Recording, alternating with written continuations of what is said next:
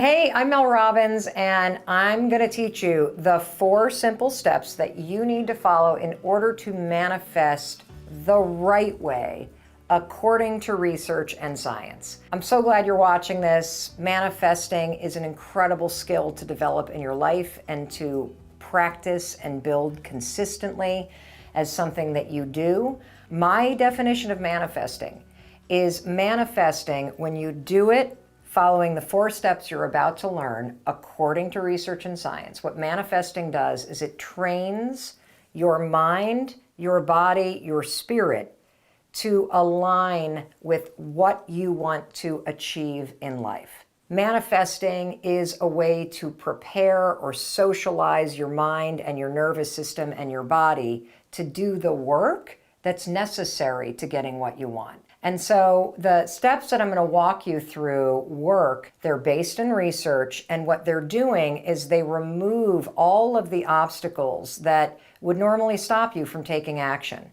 Because just thinking about what you want isn't going to get it done. What ultimately creates results in your life are actions. And so manifesting is a way to train yourself to take the actions that will change your life, that will help you get what you want. Manifesting also removes self-doubt, resistance, excuses, imposter syndrome, all the things that would normally stop you from taking the actions. The 4 steps that you need to follow, really simple. Step number 1 is give yourself permission to dream with the lid off. This is really important. And the reason why this is important is because I guarantee you that right now you are not even allowing yourself to fully dream or think about or set goals that are truly aligned with what you deeply want in your heart. That you aren't even able to manifest properly because you're not even honest with yourself about what you actually want. This is a really common thing, because you're allowing your self-doubt, you are allowing your fears, your anxiety, your insecurity, you're allowing where you are to dictate and limit where you want to go. And so step 1, super important. You must allow yourself, give yourself permission to start dreaming with the lid off. Now, the scientific reason why this is so important is because you have a filter in your brain called the reticular activity system. I write about the RAS for short, the reticular activity system, extensively in the High 5 Habit. The RAS is a filter in your mind, and you can do simple things that change the structure of that filter. In fact, the filter in your mind, the RAS, is always changing. So one thing that you can do in order to teach yourself how to dream with the lid off is to adopt a simple habit. Every single morning, I do a very simple thing. I write down 5 things that I want. That's it. When I start my day, after I get up when the alarm rings, I make my bed, I pull on my exercise clothes, I set an intention, I high-five myself in the mirror, I then go out into the kitchen, I crack open my high-five journal, and then inside the journal there are prompts that walk me through the steps of visualizing. And the first prompt is dream with the lid off. Set your spirit free. Write down 5 things every morning that you want. And this is important because when you get what you want out of your head and you physically put them on a piece of paper, research shows that you're 42% more likely to achieve those goals simply by writing them down. That's pretty cool. Secondly, your mind is paying attention. And when you take deliberate action and you write down what you want, you are signaling to your brain that you deserve to have these things. You are signaling to your brain that you do want those things. You're not just going to think about them. These are things that matter to you. And that helps train your mind to allow you to let the desires flow through you. Because right now, you're not manifesting properly because you're not even allowing yourself to dream with the lid off. So that's step number 1. You're going to start writing down 5 things that you want every single morning as a way to train your mind to let you dream freely. So a couple things about this little practice of writing down 5 things that you want every morning as a way to train your mind to allow you to dream again. First of all, you can write down the same 5 things every day. It's your list. your dreams. You get to do this how you want. The second thing that you could do is you could just write down different things every day. It doesn't matter, because really what manifesting is manifesting is a way to train and prepare your mind, body, and spirit to help you. And if your mind is blocking you and your mind won't even allow you to fully want the things that you want, like, for example, maybe you want to be a New York Times bestselling author, but you won't even write that down because you don't think it's possible. If you won't even write it down because your self-doubt is stopping you, you're not dreaming with the lid off. And so this simple exercise, write down, I want to be a New York Times bestselling author. I want a house by the beach. I want to take my family to Disney World. I'd love to meet the love of my life. I'd like to climb Mount Kilimanjaro. I want to open a wine bar. I'd love to get in the best shape of my life. I'd like to do a handstand this year in yoga.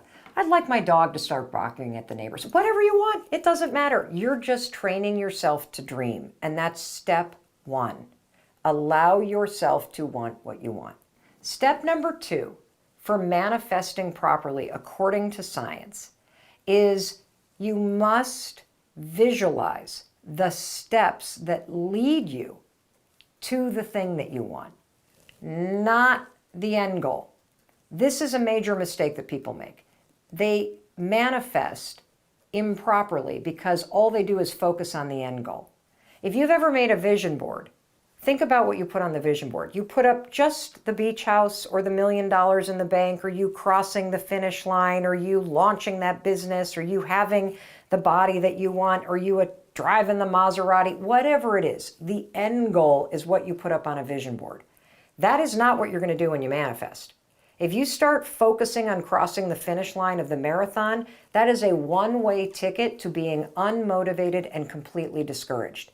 In fact, research shows that if all you do is focus on the thing that you want, and you just focus on that vision of you and your bikini body, or you with the love of your life on your arms, or you at the Oscars winning that award, or the Grammys, what happens is because you've only focused on the end goal, you start to feel really unmotivated and discouraged because you're nowhere near it.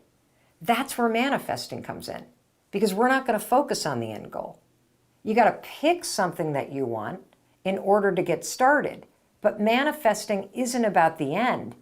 It's about the bridge. It's about going from where you are here to where you want to go. Imagine that there is a bridge that connects where you are right here with what you dream about doing. Now, that dream could be to be a Grammy Award-winning singer-songwriter. That dream might be to have a family of your own. That dream might be to have a beach house or a ski house, or to take a trip to Fiji. That dream can be whatever the hell you want it to be. But when it comes to manifesting, once you've given yourself permission to dream with the lid off and really want what you want, to feel the pull of that thing, now we got to talk about the path that connects where you are with where you want to go. And this is all about visualizing the little steps. There's a lot of research that proves why visualizing the steps is the most important thing that you could do. There was a study done at UCLA, for example, where they were researching manifestation and the power of visualization, and they broke students into two groups. And they had Group A, we're going to call these the vision board group. They had Group A close their eyes, visualize in their mind, and feel in their body themselves taking the test, and then walking up to a board where the test's scores were posted, and finding their name and seeing an A+. That's what Group A, the vision board group, were told to do, to visualize themselves achieving what they wanted. Group B, we're going to call these the hard workers. These students were coached in this research project to close their eyes and to visualize going back to their dorm room, sitting down at the desk, and studying, and staying up late, and putting in the work, studying and preparing for the tests. Now let me ask you a question. Which group do you think did better on the actual test? Was it Group A, the vision board group, who were taught to visualize and picture themselves walking up to a board and seeing the A+? Or was it Group B, the hard work group, the group that was taught to close their eyes and visualize and seeing themselves doing the work to study for the test? Well, if you answered Group A, you're wrong. If you answered Group B, you got the correct answer. The reason why Group B, the students who visualized studying for the tests, got better test scores, is because when you visualize yourself doing the work, visualizing it leads you to doing the work. And it's only through actions that you will get the result that you want. Preparing your mind and visualizing yourself doing it lowers your resistance and leads to you taking the action. That's why manifesting works. You know, the same is true in sports. There's all kinds of research in sports psychology. In fact, our Olympic athletes for the U.S. Olympic team, they hire sports psychologists to train our top Olympic athletes, particularly after they've been injured, in visualizing themselves competing. When you coach an athlete to mentally rehearse every single detail about going through the competition, you are training the mind, body, and spirit to show up and dominate. This is particularly true for athletes after they've been injured and they're stepping back into competition. If you've been injured in competition, you're naturally going to feel anxious. You're naturally going to be nervous. Your brain and nervous system circuitry is now programmed with the intensity from that injury, the memory from the injury. So of course it's natural to bring that into your pre-competition feelings about it, right? So manifestation properly, remember what it is? Manifesting is preparing your mind, body, and spirit to do the work. It's aligning your mind, body, and spirit with what you want. It removes the obstacles that would normally stop you, which then prepares and motivates you to take the actions to succeed. So in the case of athletes who visualize themselves and see themselves doing all the steps over and over, they're removing the nerves. They're removing all the programming related to the injury. They are preparing their mind, body, and spirit to go in and frickin' dominate. And so are you, because that's step 2. You gotta see it. The third step is you're gonna feel in your body what it feels like to do the work. So let's go back to the research project at UCLA. Not only do I want you to close your eyes and picture yourself going back to the dorm room. Notice I'm closing my eyes. It's because manifesting is a habit for me. And when I manifest, I get in it, man. I close my eyes. I go into my mind. I am literally in my imagination there. And I not only can see myself doing the work, I can feel it. You can feel what it's like to walk into that dorm. You can feel what it's like to sit down. You can feel the heavy backpack hit the table. You can feel yourself crack open that book. You can feel yourself sitting at that desk and the desk light. And you can also even feel what it's like, can't you? As the sun starts to set and it gets darker outside and the light on your desk starts to get brighter and take things over. You can just put yourself right there. And the feeling is super important because, again, manifesting is mind, body, spirit. We got to get your nervous system involved. We've got to make you feel like you're at the scene. One of the reasons why feeling it is so important is because it magnifies the imagery in your mind. And when your mind rehearses something, here's what's cool about your brain. Your brain doesn't know the difference between you studying for that test or you doing the work to start that business or get healthy or put yourself back out there or heal your trauma or save the money to get that house that you want or whatever it is that you're visualizing. Your brain doesn't know the difference between you visualizing those things and you actually doing them. In your mind, it's the same. So it's almost like a training run for a marathon. You are building a muscle that helps you win when you take the actions. It's so cool. And so you not only want to feel what it's like to study for that test, put yourself at the scene. You also want to feel a sense of pride that you're doing the work. And the pride piece is really important because the pride piece acts almost like a booster. It amplifies the memory imprint. When you like bring this, wow, there I am, I'm doing the work, I'm proud of myself, I'm staying in, I'm putting in the extra work. Somebody said no and I kept on going. I didn't stop when the first venture capital firm said they wouldn't invest. There I am investing again. When you feel this sense of pride in yourself, it supersizes the imprint and the rehearsing. And so it's a super important part of the feeling. Not only feel the steps, feel the pride that you're doing it. This is so important that I want to give you yet another example. Let's say that your bucket list, something on your bucket list is to run a marathon. For me, it was on my bucket list when I was a young mom to run the New York City Marathon. Now, what's interesting is I applied, I got a number, and when I won this number out of a lottery system with the New York City Marathon, I was a brand new mom. I was totally out of shape. I was not at all in any kind of a place to run the New York City Marathon. Now, here's the thing. I used visualization to help me lower my fear and my excuses. Because when I got the number, I did not have a lot of time. If I had been a person who was not visualizing, I probably would have said, I don't have enough time to train, I'm not ready, I can't do this. All the excuses would have come in. But instead, I used visualization. Now, how do you use visualization for, say, a marathon? You do not want to visualize crossing the finish line. That is how you visualize incorrectly. Luckily, I knew how to visualize at this moment in my life. You need to visualize yourself going from 0 to preparing to run that race. So what does that mean? That means you need to visualize, oh, there I am. It's 5 o'clock in the morning. Oh, I don't feel like getting up, but I'm getting up and I'm putting on my sneakers and it's dark out and I don't feel like going for a run, but there I am going out the door alone in the cold. Wow, I am going for, I'm pretty proud of myself because I'm training. Oh, here's another thing you could visualize.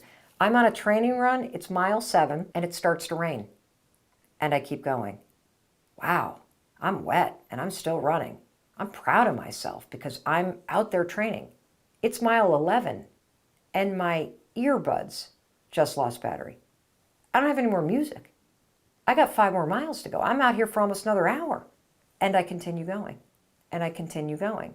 And I see myself completing that 16-mile training run. And I allow myself to not only feel what it feels like to push through that moment when those earbuds run out of battery, but I also feel proud of myself for pushing through. That's how you prepare yourself for the thing that you need to do, because it removes the obstacles that would stop you from pushing through at mile 11 when your earbuds run out, because you've already rehearsed the moment in your mind. And then finally, step 4, and this is where a lot of people, not naming names, but this one is like really important. You need to do the work, okay? You got to do the work. Because it's only through your actions that you will accomplish what you want. Let's say that you've always wanted to climb a particular mountain, okay? There's a mountain called Haystack. It's not even that tall, so I should probably pick a bigger one. But let's just call it Haystack Mountain. You've always wanted to climb Haystack Mountain. You pull up to Haystack Mountain, and you get out of the car, you park at the National Forest parking lot, and you make the mistake of looking up at the mountain, which is the end goal, right? And you notice it's up in the clouds. And then you start to think, oh my God, that's a really far way away. I don't really know how I feel about doing this anymore because that looks like it's going to take a really long time. And then all of a sudden it starts to rain. And you go, I don't think I want to do this because I don't think I feel like doing this. And next thing you know, you are back in the car, driving back down the road to that little diner that you saw. And instead of climbing the mountain that you've always dreamt of climbing, you've now come up with an excuse and you have abandoned ship. You now have literally become your own obstacle. You talked yourself out of it. You started to doubt yourself. You told yourself you weren't ready and that you didn't feel like it. You pull the ripcord, you're out of there. In order to have what you want in life, you must stop staring at the top of that mountain. You must stop creating excuses for why you can't or don't feel like it. And you must put your head down and look at the first step in front of you. And then you must take the action and start walking toward what you want. And it'll be a hell of a lot easier for you to do that if you have also been putting in the time every day consistently to not only see yourself walking up that trail step by step, but that you have felt yourself pushing through the resistance, the fear, the obstacles, the excuses that are stopping you now. And feel proud in every fiber of your being as you push through those obstacles and see yourself and feel yourself doing the work. That's how you manifest properly.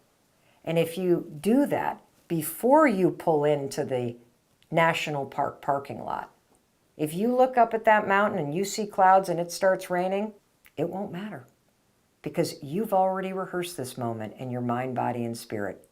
And you, my friend, will start walking up that trail.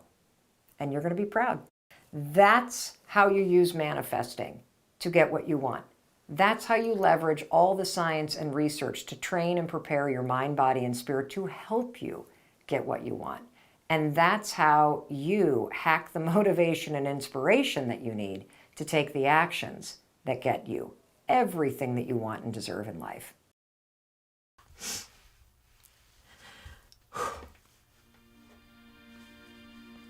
For 11 years, I gave myself permission to believe that I could have what I wanted. I fought off negative thoughts. I never lost my inspiration. I kept my mind open to the possibility. I kept walking down the path toward what I wanted. I believed it, and my mind helped me achieve it. I manifested what I wanted. It was my senior year of college. My parents were in town, and that night we got dressed up and drove to a famous Vermont glassblowing studio called The Mill at Simon Pierce. Now, The Mill has a wonderful restaurant inside, and as we walked into this old building, my mind was fixated on cheddar cheese soup because my roommate had told me I should order it because she said it was unbelievable. Now, when I walked into the restaurant that night, I saw, hanging on a wall, a large landscape painting. It was like the size of a doorway, and it was turned, kind of on its side, and it was this massive painting of a Vermont landscape. There were mountains in the background and a beautiful blue, cloudy sky, and the geese were flying in formation, and a stand of trees going down the center, disappearing toward the mountains, and the wind was blowing. And honest to God, Sean, I'd never had this kind of experience in my life. The sound in the restaurant disappeared. I was no longer standing in that restaurant. I was in that painting. I could smell the grass. I could feel the breeze. I could hear the geese. I literally lost myself in a piece of art. Never had happened to me before. I leaned back. I'm suddenly kind of back in the moment. I'm like, I'm going to own this painting someday. That was what was right there. And I looked at the price and it said like $3,000. I'm like, not today. And I went back and I sat down and that was it. But the painting never left my mind. You see, there's something called the Zygon Art Effect. I always say it wrong, but it's like there's a checklist in your brain that when you have a moment where you're like, this is important, your brain puts it on a checklist. Yeah, there's like a notch. Yes, a notch happens. And now your brain, as part of the filter in the brain, is always going to be kind of scanning the subconscious to let anything into your mind related to that incident. It can be positive, by the way, like with the painting, or this is how trauma happens too. Like you have this high intensity emotional experience that notches something in your brain, and now your brain kicks in to remember. So bottom line is, I always thought about that painting. Years go by. Whenever somebody would say Vermont, I'd think of the painting. I don't know why. I can't explain it. Never wanted a painting before. Was not an art student. It's going to law school. It's not like you're out collecting art. No. Yeah. And so I, fast forward the story 10 years, and my Chris and I are engaged, and we're going to go up to Vermont to see the leaves. And immediately I'm like, we got to go to Simon Pierce. I got to show you the painting. As we drove toward Vermont, I could feel that energy moving through my body like electricity traveling through a cord to light up a lamp. The closer we got, the clearer the painting appeared in my mind. Pulling up to the mill, all 5 of my senses were on fire. As we walked in, hanging in the entrance was another painting by the same artist, Gail Shepard. My heart leapt. It's a sign. Oh my God, it's still here. I grabbed Chris's hand and led him through the mill, room by room, frantically looking for my painting. It was gone. And here's the interesting thing. Chris was more disappointed than I was, because I was so sure that at some point I would have enough money to track down the person that bought it, that I would, at some point, whether I was 70 years, 60 years, at some point I would own it. Now, it's interesting because there were other areas of my life where I did not have this assurance. But there was something about this painting. I kept an open mind. I believed it was possible, even when I wasn't doing anything about it. So a couple more years passed, I turned 30, and my husband asked everybody to just chip some money into an envelope, and he hands me an envelope full of $500. I immediately think about the painting. Now, keep in mind, $500 isn't going to buy shit by this artist at this point. I'm pregnant. I should probably buy a crib or stools for our new house. But I pick up the phone and I call the mill, and I'm like, I would like to buy a piece by Gail Shepard. And I'm acting like I have millions of dollars. I have $500, which barely is going to buy me shit from this artist, okay? But I don't care, because I trust and believe. I'm walking toward what I want. I'm giving myself permission to desire what I want. And the guy picks up the phone and he reps her art, and I say I have $500, and he pauses. And then he says, well, I can send you some Polaroids of some of the small ones. And so I immediately feel the sting. And we so often in those moments talk ourselves out of moving toward what we want. But for whatever reason, I trusted and believed. And so I said, great, send me the small ones. And by the way, there was this one piece, and I describe it in great detail. And then the guy goes, well, that was before my time, but I bet Gail will remember. And I'm like, Gail? You know Gail? And he's like, of course I know Gail. She lives down the street. Here's her number. So I eventually call Gail, and we have this amazing conversation. And I say, by the way, there was this one painting almost 10 years ago. Big Vermont landscape, a stand of poplars down the center, grass blowing on either side. And I could hear her thinking. And she said, you know, Mel, over the years I've done so many large format paintings, I'd hate to guess which one it was and be wrong. How about this? Why don't we meet at the mill? We'll walk all around. I'll tell you the stories behind the paintings. And then if you don't like anything there, I'll take you back to my studio and you can look at what I'm working on. And if you don't like anything there, then you can look through my slides. And maybe, just maybe, you'll be able to find this painting that you saw over a decade ago. So a month passes. We go up to the mill. I walk in. We meet each other. She's amazing. She's like twice our age, just an incredibly cool lady. She's walking around. As we're walking around looking at these paintings, Rich, I'm like 8 months pregnant. I'm realizing these are 10 times the amount of money that I have. Mm-hmm. I can't afford this. Like, I don't have this kind of money. And I'm getting like more and more into that imposter syndrome. What am I doing mode? Oh my God, I'm so embarrassed. I'm meeting somebody I idolize. I don't deserve to be here. Right. Wasting her time because she thinks she's going to get a payday out of this. Correct. Eventually, we sat down for lunch in that same restaurant where I'd first seen the painting in 1989, and yep, I ordered the cheddar cheese soup. After we ordered, Gail looked at me and said a sentence I'll never forget.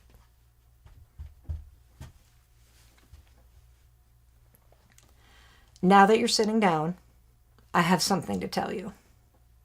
The noise in the busy restaurant seemed to disappear.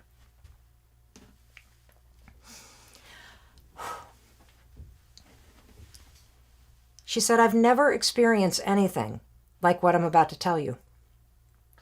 When you called me and described the painting to me on the phone, I pretended I didn't know what you were talking about, Mel. I knew exactly what painting you meant. Her husband interrupted.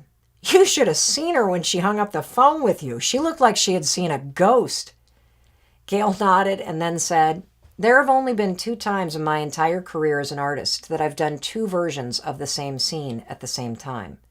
Your painting is one of a pair.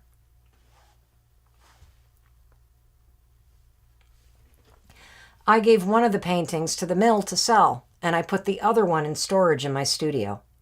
And then she started tearing up as she said,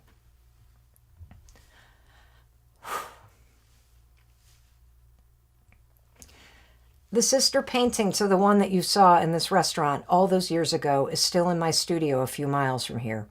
I've never taken it out of storage. It's just been sitting there all these years. That's why I froze the moment you started describing your painting on the phone. You were describing the painting that was in storage. I had thought about getting it framed and selling it a dozen times. Now I know why I never did. I guess it was waiting for you to come looking for it." So we get in the car and we drive to the mill.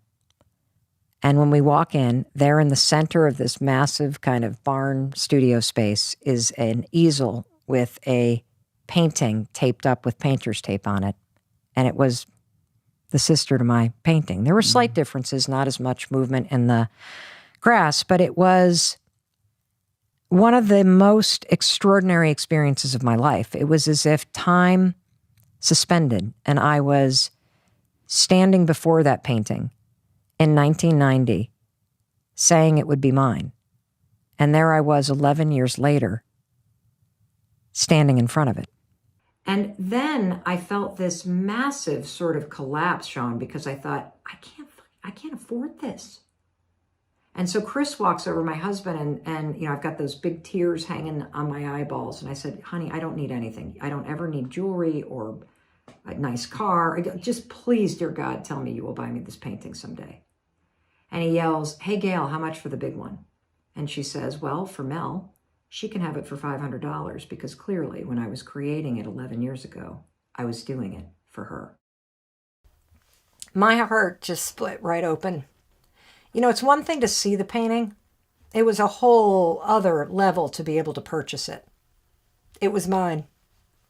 I'd done it.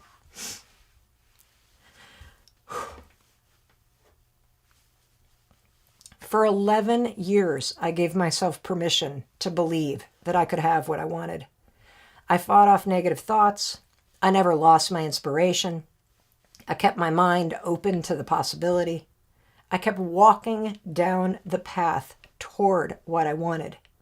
I believed it, and my mind helped me achieve it. I manifested what I wanted, and I high-fived myself forward every step of the way.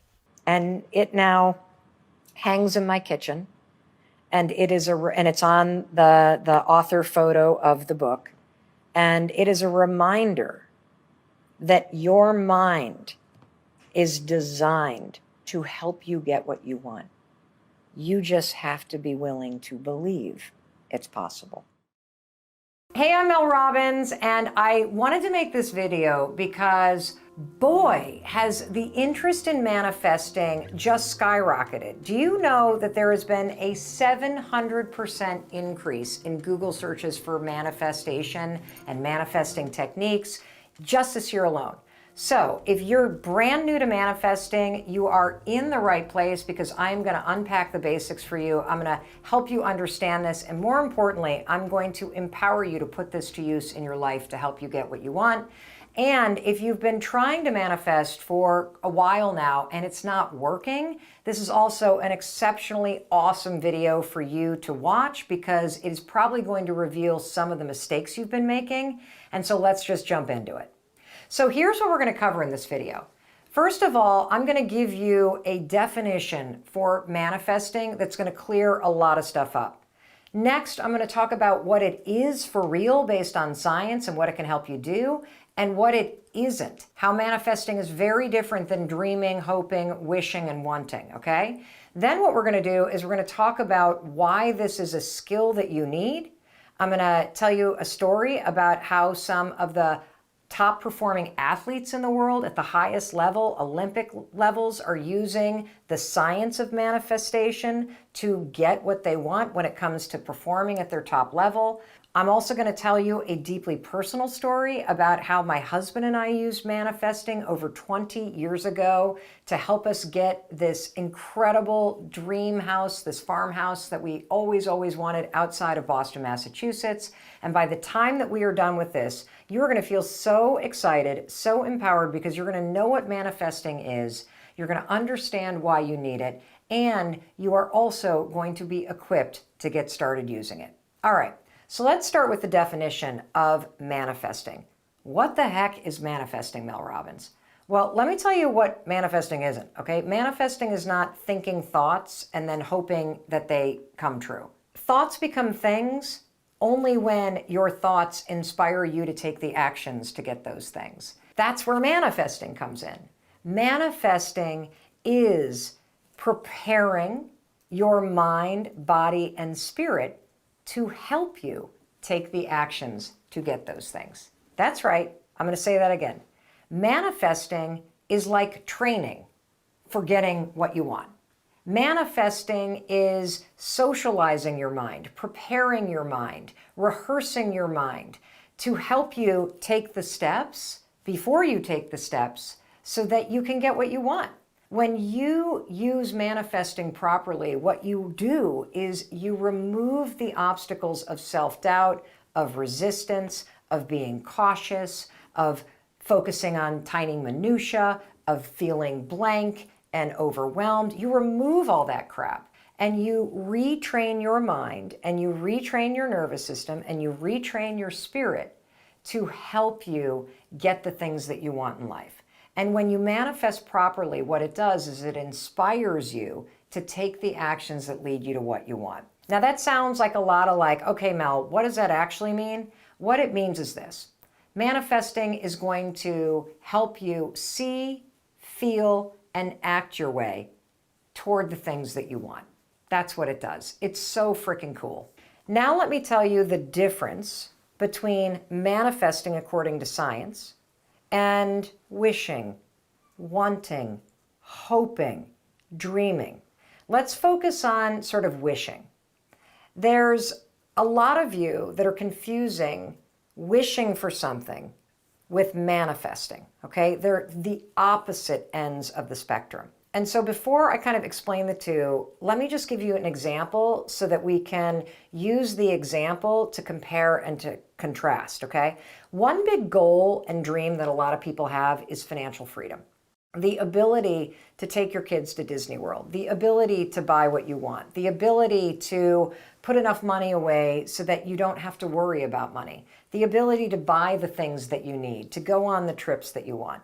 Financial freedom is something that you deserve in your life. It's something that you can do the work to achieve in your life. And so let's talk about the goal of financial freedom and the difference between wishing for financial freedom and hoping and dreaming about it versus manifesting and doing the work to go get it.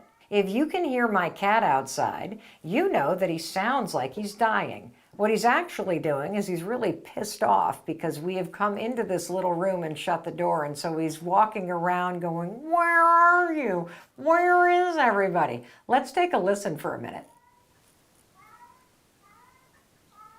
So did you notice that wishing he would leave didn't work? What you're going to always get when you watch Mel Robbins videos is you're going to get the real deal, okay? But literally the real deal, because this is real life. And these are tools for real people to make real changes. And so you might as well see what's going on. So the cat is now sleeping on my lap, and he's very happy. We were talking about financial freedom, which is a goal that so many people have, right? And what's the difference between you wanting and wishing for financial freedom and you manifesting it? And using manifestation and the science of it to help you get it. The big difference between wishing for something and using manifesting to help you do the work to go get it is that when you wish that you were financially free, have you ever noticed that the second that you wish for something, like, I wish I would win the lottery, you're also present at the same time to the fact that you're lacking money right now.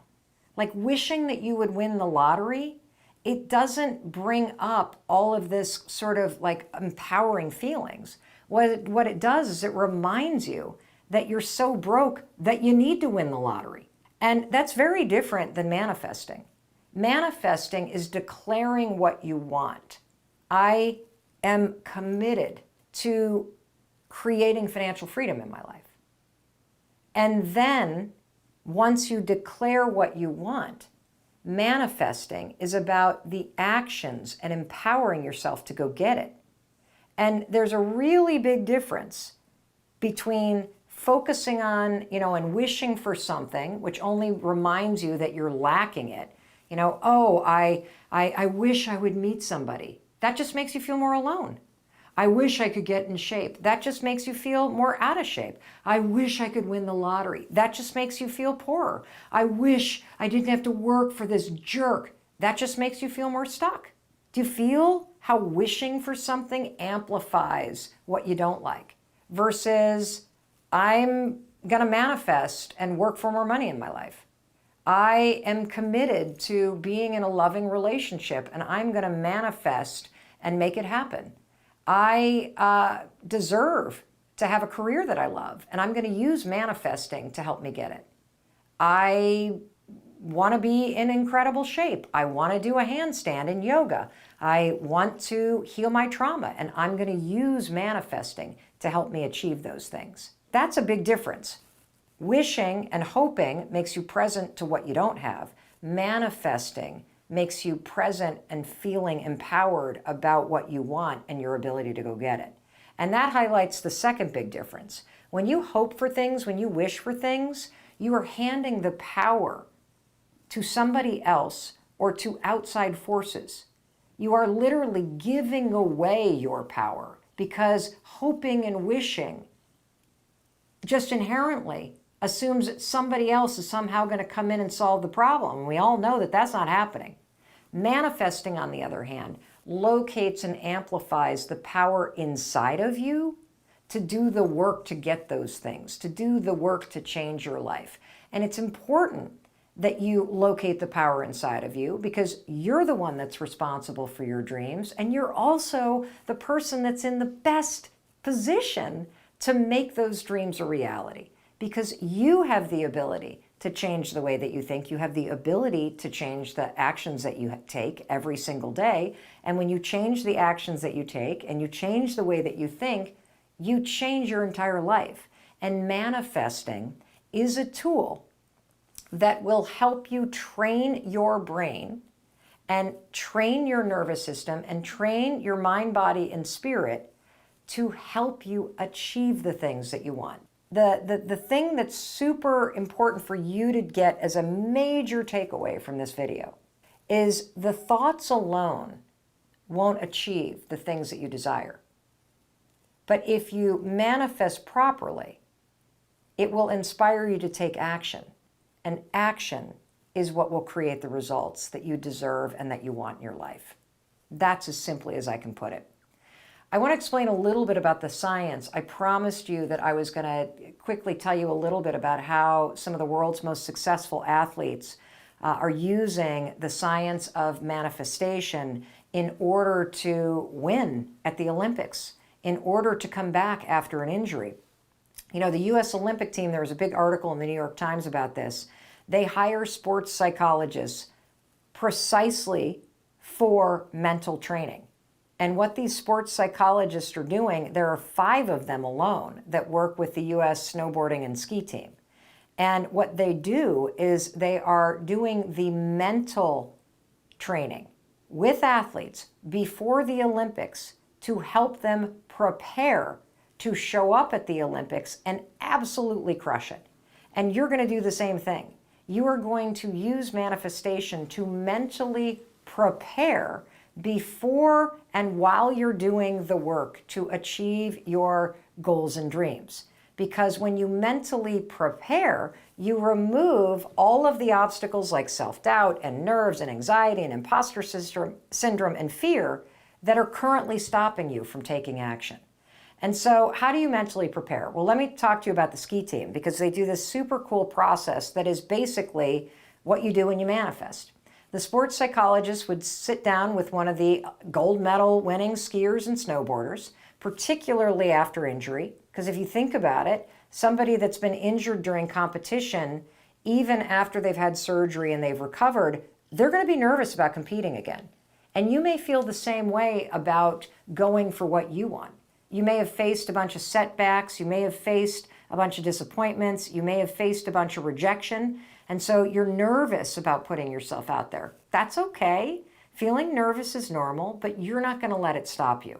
We're going to use manifestation to train your mind, body, and spirit to be able to do the work.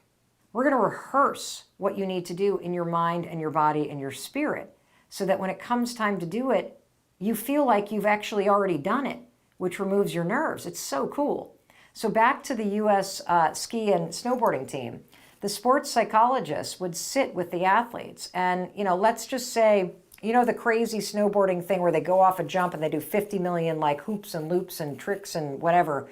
That's like a 10-second jump in the air. And so what the sports psychologist does is they have the snowboarder or the skier describe in detail, not the jump, but point A, point B, point C, point D, point E, point F, all the way to Z. Okay, I'm getting off the chairlift and I've got my snowboard tucked under my right arm and I'm walking up to the place where everybody's getting ready. And I hear the crunch, crunch, crunch of the snow and I feel the breeze. Do you notice I've got my eyes closed? I've got my eyes closed because I have made manifesting a habit. I do it every single morning. And when I start to manifest, I do something that I used to do as a trial lawyer, and that is put someone at the scene. Really good trial lawyers are able to put a jury right at a scene, right where it happened, with such detail that you can smell the cup of coffee on the counter. You can hear the cars passing outside. You can see the bright orange sweater that somebody's wearing right in your mind. You have the ability with your imagination to put yourself right at the scene. And that's exactly what these sports psychologists are coaching Olympic athletes to do. As you're standing there and the wind is blowing and your hat is on and they're calling your name, now you're clipping in. Now you're feeling the excitement in your stomach. Now you're feeling yourself push off. And you feel the momentum kick in and the gravity pull down and the speed increasing and you feel the lift off and you literally mentally rehearse visually and in your body feeling it. And what you're doing is you are preparing your body to be able to do it. Here's a cool fact about your brain. Your brain can't distinguish between real experiences that you've lived and the detailed experiences that you have imagined and felt through manifesting. So we are using your vision, we are using your ability to picture yourself there and feel yourself there as a way to prepare yourself to be there. And as you're seeing yourself doing all the work, I want you to feel this sense of pride and excitement in order to really imprint the step-by-step training in your mind, body, and spirit. All right, well, look, I'm no Olympic athlete, but I am a gold medalist when it comes to the science of manifestation. I used manifesting as a way to help me keep doing the work to find my dream house outside of Boston. This is the story of how I use manifesting to do the work to find a needle in a haystack, which was an antique farmhouse outside of Boston. So, 1997, my husband Chris and I are newlyweds. We moved from New York City to the Boston area. And we have moved from New York to the Boston area because we know that we want to start a family. We know we don't want to be in New York City. We know we want to buy a house and have a yard. And so we rent an apartment in Cambridge, which is, right next door to Boston. And for almost a year, we start looking for a house. Now, we were a really young, newlywed couple. We did not have a lot of savings. And Boston, it's a really expensive real estate market. And so we looked at houses every single weekend for an entire year. And we either would go to these open houses and we just hated the neighborhood, or we couldn't afford the house, and we were just feeling so discouraged. And it was about this time that I discovered the science of manifesting. And I luckily didn't just learn thoughts become things. I learned the see it, feel it, and you'll believe it form of manifesting that you're learning right now. And here's what I would do. I would, every single day, I knew what I wanted more than anything. I wanted to find an antique farmhouse with a big front porch. I wanted it to be in our budget. I wanted to have some land. I wanted to get a fixer-upper. I just had this like this old house kind of vision in my mind, right? And I would sit there and I would think about Chris and I going to open houses. And I would think about Chris and I seeing house after house. And I would think about Chris getting really discouraged. And I would feel the pressure of going to all these open houses and us not finding anything. And I could feel Chris getting discouraged, and I could feel myself starting to get discouraged. And then I would feel and see myself turning to Chris and saying, Chris, you watch. We are really good people, and we have the kind of luck that something magical is going to happen. We are going to find that needle in the haystack. I just know it. If we just keep going to open houses, if we just keep putting it out there that we're looking for an old farmhouse, a fixer-upper with a big porch on a nice piece of property, we will find it. What this kind of manifesting does, where you see yourself pushing through the resignation, you feel yourself believing, you feel yourself doing the work to find that needle in the haystack, to beat the odds, to have something magical happens, is that you start to believe that it's going to happen. Through manifesting, I literally convinced myself that we would, in fact, find a needle in a haystack, that I didn't even need to worry about all the houses that we couldn't afford that we were seeing. I didn't even need to worry about the number of places that we would look at that were out of our range. I didn't even have to worry about how long it was going to take, because I knew, because I was aligning myself with what I wanted through proper manifestation, that it would happen. I wasn't worried about the timeline. I just assumed that if we kept at it and we kept holding on for that needle in the haystack, amazing old farmhouse, that one day, somehow, magically, the stars would align, we would be in the right place, and we would be rewarded because we had done the work and we had held out hope and we had kept on going. And why do we do those things? Because I had been training myself, preparing myself to do all those things. And I'll tell you what happened. About a year into looking, in one of the nicest towns outside of Boston, Massachusetts, we got word that there was a ransack old farmhouse that may be coming on the market. So we drove out that weekend and we pulled up in front of the house. And I got to tell you, the grass at this house in the front yard was like waist high. Nobody had mowed this lawn in I don't know how many years. It looked like a field, for crying out loud, instead of a front lawn. The paint was all chipped. The house was this like ugly blue color. Most of the windows were broken. The only living beings inside the house were the family of raccoons who had taken up residence inside the chimney. The kitchen was so hideous, there was astroturf, indoor-outdoor grass, as the flooring in this house. Now, if I hadn't been manifesting, if I hadn't been training my mind, body, and spirit to see, feel, and believe that my husband and I would find this needle in a haystack, I would have turned to Chris the second we pulled up in front of this thing and said, "Are you kidding me? This dump? First of all, we won't be able to afford it. Secondly, this dump? What? Have we lost? It's not even on the market. Some developer is going to swoop in here in this neighborhood and pay 3 times what we can afford. There is no way we are going to get this." That's what would have happened if I hadn't been manifesting.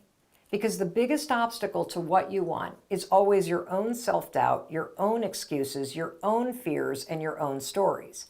Because I had been manifesting what it looked like and felt like to align my body and spirit with getting what I want, I stayed open that this could be that needle in the haystack. We got out of the car. We met with the owner. It turns out the house wasn't on the market yet. The family was figuring out what to do because the Man who had owned it had just died, incapacitated in a nursing home. None of the adult kids wanted the house. And what did they want for the house more than anything? This dilapidated old farmhouse that they had all grown up in? They wanted a young couple who was starting a family to raise their family in it. Well, the long and the short of it is that ugly old farmhouse with the broken windows and the raccoons inside and the indoor-outdoor grass turf for carpeting in the kitchen was that needle in the haystack. Chris and I bought it from the family before it ever came on the market. And we spent the first 2 years, honest to God, indoor camping inside of it. We didn't even have a kitchen. We had a Coleman 2-burner camping stove. We did most of the renovations ourselves, which meant bringing the knob and tube wiring up to code, slapping on a paint a coat, and bringing everything up to a point where it would be safe. And we have lived in this farmhouse and raised our family in it for the past 24 years. There is no way that I would have even gotten out of the car without having been manifesting for 8 months prior to finding that farmhouse with the big wrap porch on a great piece of property right outside of Boston. It was seeing it, feeling it in my mind, body, and spirit that made my mind believe that it was possible. And when you believe that something is possible, you will do the work and you will stay open to all of the amazing possibilities that come into your life to make it happen.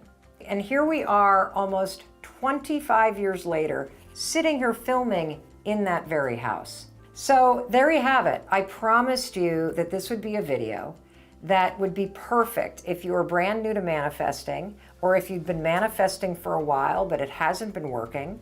I hope that now that you know the real definition and the real purpose of manifesting, when you manifest using science and you manifest as a way to train and prepare your mind, body, and spirit to do the work to help you get what you want. I hope you now feel empowered and inspired to stop wishing and hoping for the things that you want in life, and that you use manifesting to prepare yourself and inspire yourself to go take the action to make them a reality. That's what that painting story is about. Yeah. It's about what happens when you are able to just give yourself permission to want the things that you want. So tell the story. Okay. So I'm probably going to sob it's long. hysterically. I'll shorten it. I'll shorten it. So the bottom line is that so in 1990, I was a senior in college at Dartmouth, and my parents came to visit from Western Michigan, and we went to this place called Simon Pierce, which is a famous glass blowing mill. And as we walked into the restaurant, I had an experience that you may be able to relate to, and that is I walked in and I immediately saw this painting hanging on the wall, and it was about the size of a door, only horizontal, and it was a Vermont landscape. And I was drawn into it immediately. Like, I was no longer in that restaurant. I was standing in that field. I could feel that breeze. I had never, ever had an experience like that with a painting. Have you ever had an experience like that with art? No, not like that. Not like that. My sense was that this is very atypical for you. Very. So I kind of lost it. The restaurant was quiet. And then I leaned back. I'm suddenly kind of back in the moment. I'm like, I'm going to own this painting someday. That was what was right there. And I looked at the price and it said like $3,000. I'm like, not today. And I went back and I sat down and that was it. But the painting never left my mind. You see, there's something called the Zygon Art Effect.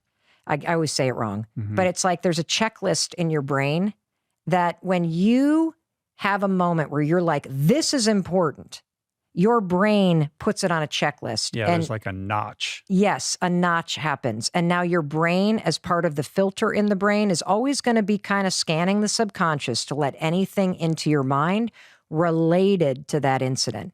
It can be positive, by the way, like with the painting, or this is how trauma happens too. Like you have this high intensity emotional experience that notches something in your brain, and now your brain kicks in to remember. So bottom line is, I always thought about that painting. Years go by. Whenever somebody would say Vermont, I'd think of the painting.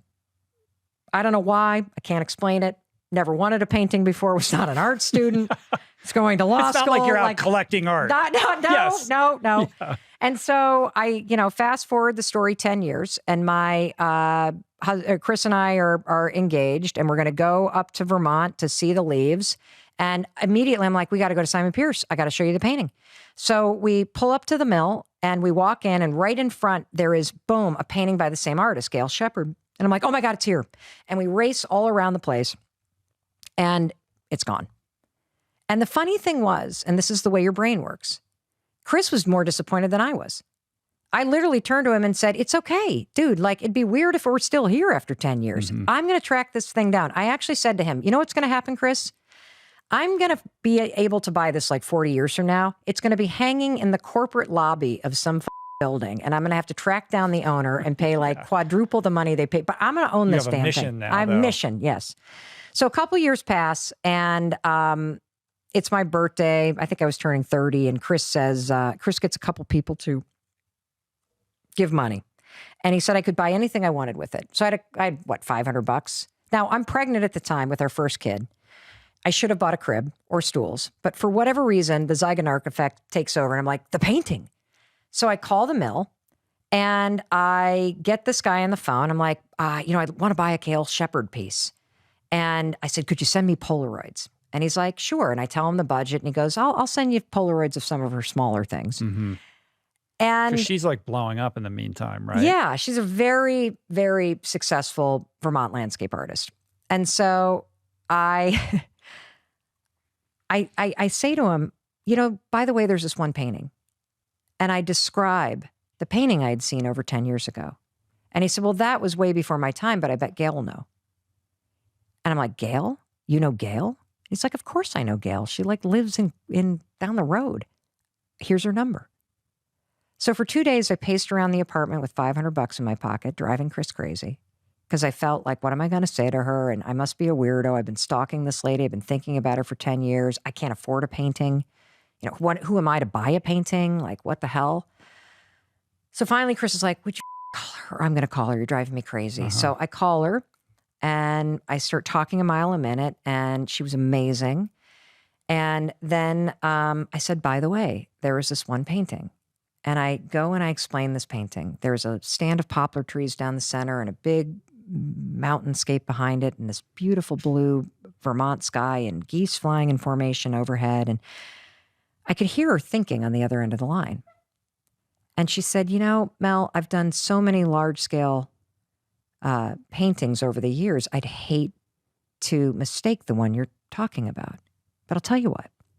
What if my husband and I meet you and Chris at the mill at Simon Pierce? And we'll walk all around and have lunch, and I'll tell you the stories behind every painting. And if you don't see what you like there, I'll take you back to my studio, which is a couple miles down the river. And you can look at everything I'm working on. And if you don't see anything you like there, then you can go through all my slides and see if you can find that painting that you saw 10 years ago. And I said, deal. So a month passes. We go up to the mill. I walk in. We meet each other. She's amazing. She's like twice our age, just an incredibly cool lady. She's walking around. As we're walking around looking at these paintings, Rich, I'm like 8 months pregnant. I'm realizing these are 10 times the amount of money that I have. Mm-hmm. I can't afford this. Like, I don't have this kind of money.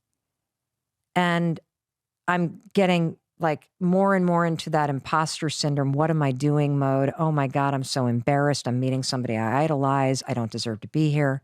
Right. Wasting her time because she thinks she's going to get a payday out of this. Correct.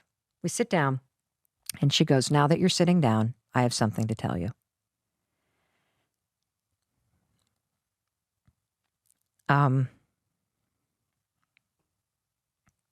She said, there's only been 2 times in my career as an artist that I've done 2 studies of the same piece. And your painting is one of them. It's one of a pair. She knew all along. She knew all along. She was playing games with you about not knowing which painting. Yeah.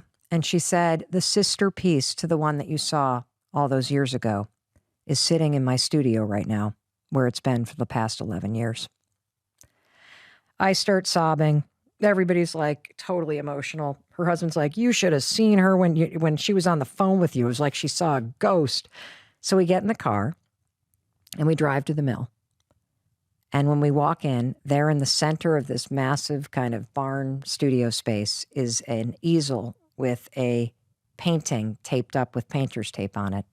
And it was the sister to my painting. There were slight differences, not as much movement in the grass, but it was one of the most extraordinary experiences of my life. It was as if time suspended and I was standing before that painting in 1990 saying it would be mine. And there I was 11 years later standing in front of it. And then I realized, oh my God, I can't afford this. And Chris walks over and he's like, what's wrong? And I'm like, just promise me someday, like promise me that I don't need a jewelry, I don't need a car, like just promise me you will buy me this thing. And he kind of leans over and goes, hey, Gail, how much for the big one? And she said, Mel can have it for $500 because clearly when I was making it 11 years ago, I was making it for her. And so it hangs in my kitchen. It's on the back of the book.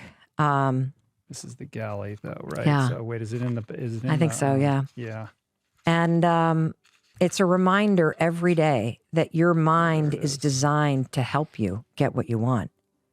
I never stopped believing that I could make it happen. And when you tell your mind what's important to you, there is extraordinary science that proves that your mind has a live and ever-changing filter, a live network that changes how it views the world, what it lets in, what it blocks out. And if you program your mind correctly, and if you're clear about what you want to create, your mind will help you get what you want. You've been really good at manifesting results in your life, Yeah. especially since the last book. What is your thoughts on how to manifest? Yeah, Or everyone's doing it wrong. That's my thoughts. Okay. Yeah. Then how should we manifest the dreams that we have inside of us? Okay. And what's your thoughts about the law of attraction, on how to apply it the right way? Or Yeah, I think the law of attraction and manifesting are the same thing. So law of attraction, for everybody who has not read The Secret, is simply your thoughts become things. And it's true. We've talked all about how when you have a negative self-talk, it tends to draw more of that to you. I think about it like lint in a dryer. Once negative stuff starts collecting, it collects a lot more. We can also talk about your brain filter, something called the reticular activity system, and how it is a live network that filters the brain. We'll dig into that deeper, but let's do surface level right now, manifesting law of attraction. So here's what everybody gets wrong about manifesting.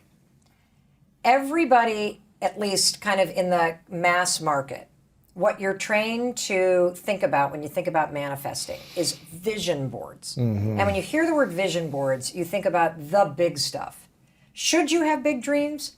Of course you should. Should you dream of building a mansion on the ocean if that's your thing? Yes. Should you dream of the log cabin? Yes. If you want a Lamborghini or the new Ford Bronco, should you put, yeah, yes, yes, yes. If you want the family, if you want the body, should you think about, yeah, absolutely. Here's where everybody goes wrong. You dream about the end. You make this gorgeous collage of all this stuff that has nothing to do with your current life. That literally, as you're sitting in your studio apartment with the cat box that hasn't been changed in 2 weeks. no food in the fridge. No food in the fridge, and you're looking for a job, and you're staring at a mansion going, someday, it's going to make you feel like a loser. Yeah. Because the gap between where you are and where you want to go, it seems insurmountable. And so what happens, based on the research, is when you only visualize the end game, Lewis, it's demotivating. At first, it's really fun to like have a bottle of wine and make your like collage. I'm gonna visualize. I'm gonna slap this up. There's my vision board. It's fabulous. Law of attraction, baby. Come on. I'm gonna think about it. It's gonna come to me. Okay, I've been doing this for 2 days. I'm still in this apartment with the cat box that needs to be changed. The way to visualize properly is to visualize the bridge between where you are and where you need to go. The bridge. Yes, and particularly the horrible stuff. So let's use your example of the marathon. The vision board would be Lewis crossing. With the arms up at the yeah, metal. the arms up at the Yes. metal. The Exactly. high fives. Yeah, High fives. I did it. Yes, I did it. Exactly. That will not help you. Because when you hit mile 13 on the actual race and it is sleeting rain. You're saying, why am I doing this? Yes, and it feels nothing like that thing on your vision board. You're going to start a negative dialogue. I can't do this. My knees hurt. This is not what I thought it was going to be. I'm not ready for this. I didn't train for this. I'm running New York. I trained in LA. Are you running in New York? LA. Okay, good. Well, then at least you trained in the right weather. Yeah. So on and on and on, and you are going to tank yourself. What you do by visualizing the bridge is you train your nervous system and your mind to do the hard work. So you should visualize not crossing the finish line, but what is it like to be at mile 12 when your batteries run out on your earbuds? Yeah. No, I'm serious. Yeah. And you keep going. What's it like when your shoelace breaks and now your heel is lifting and you're starting to get a blood blister at mile 17? What's it feel like when you wake up and it is pouring rain and you visualize yourself running anyway? That way, when you visualize the work, you are preparing your body for it so you're not resistant to it when it comes. Yeah. Isn't that cool?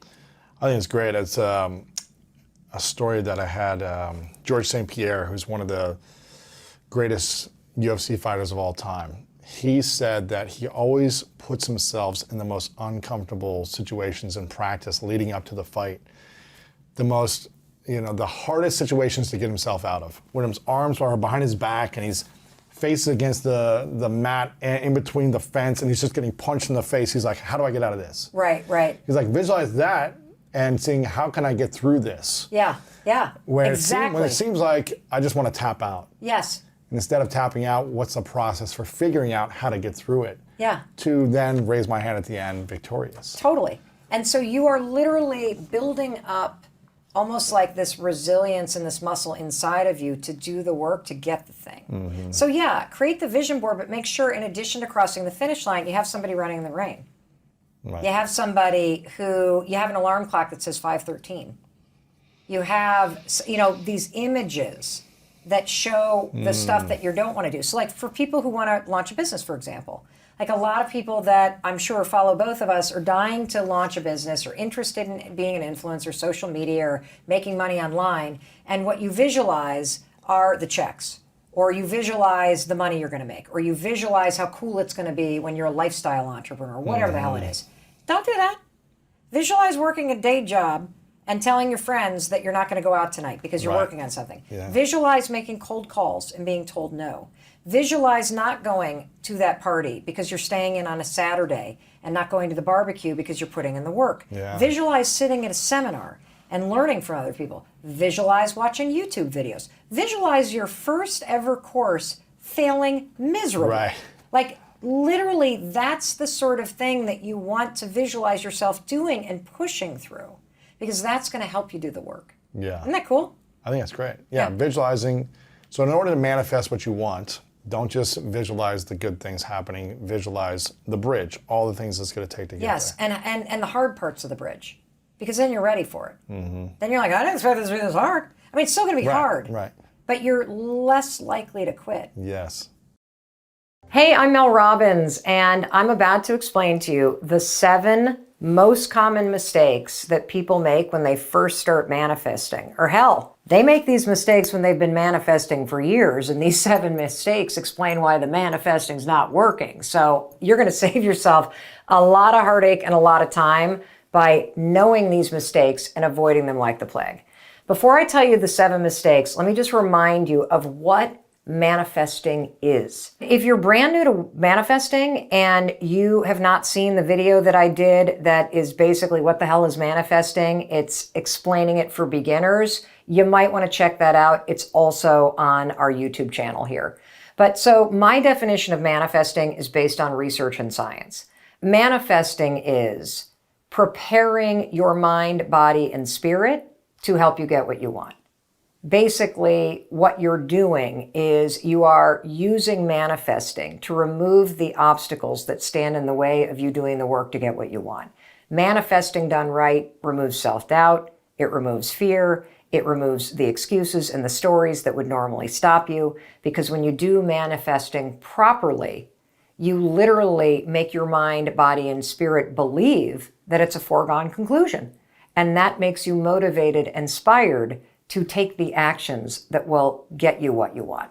So now that you are grounded in the real definition of manifesting, let's flag the 7 major mistakes that people make so you can avoid them. Mistake number 1 when it comes to manifesting is you're not doing it daily.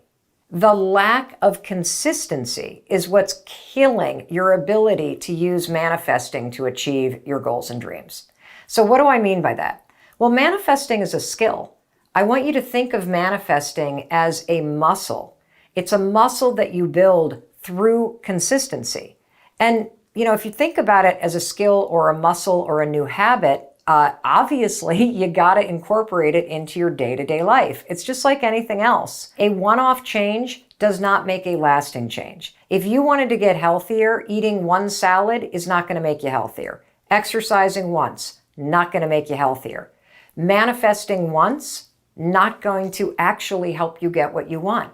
You must incorporate manifesting into your day-to-day life.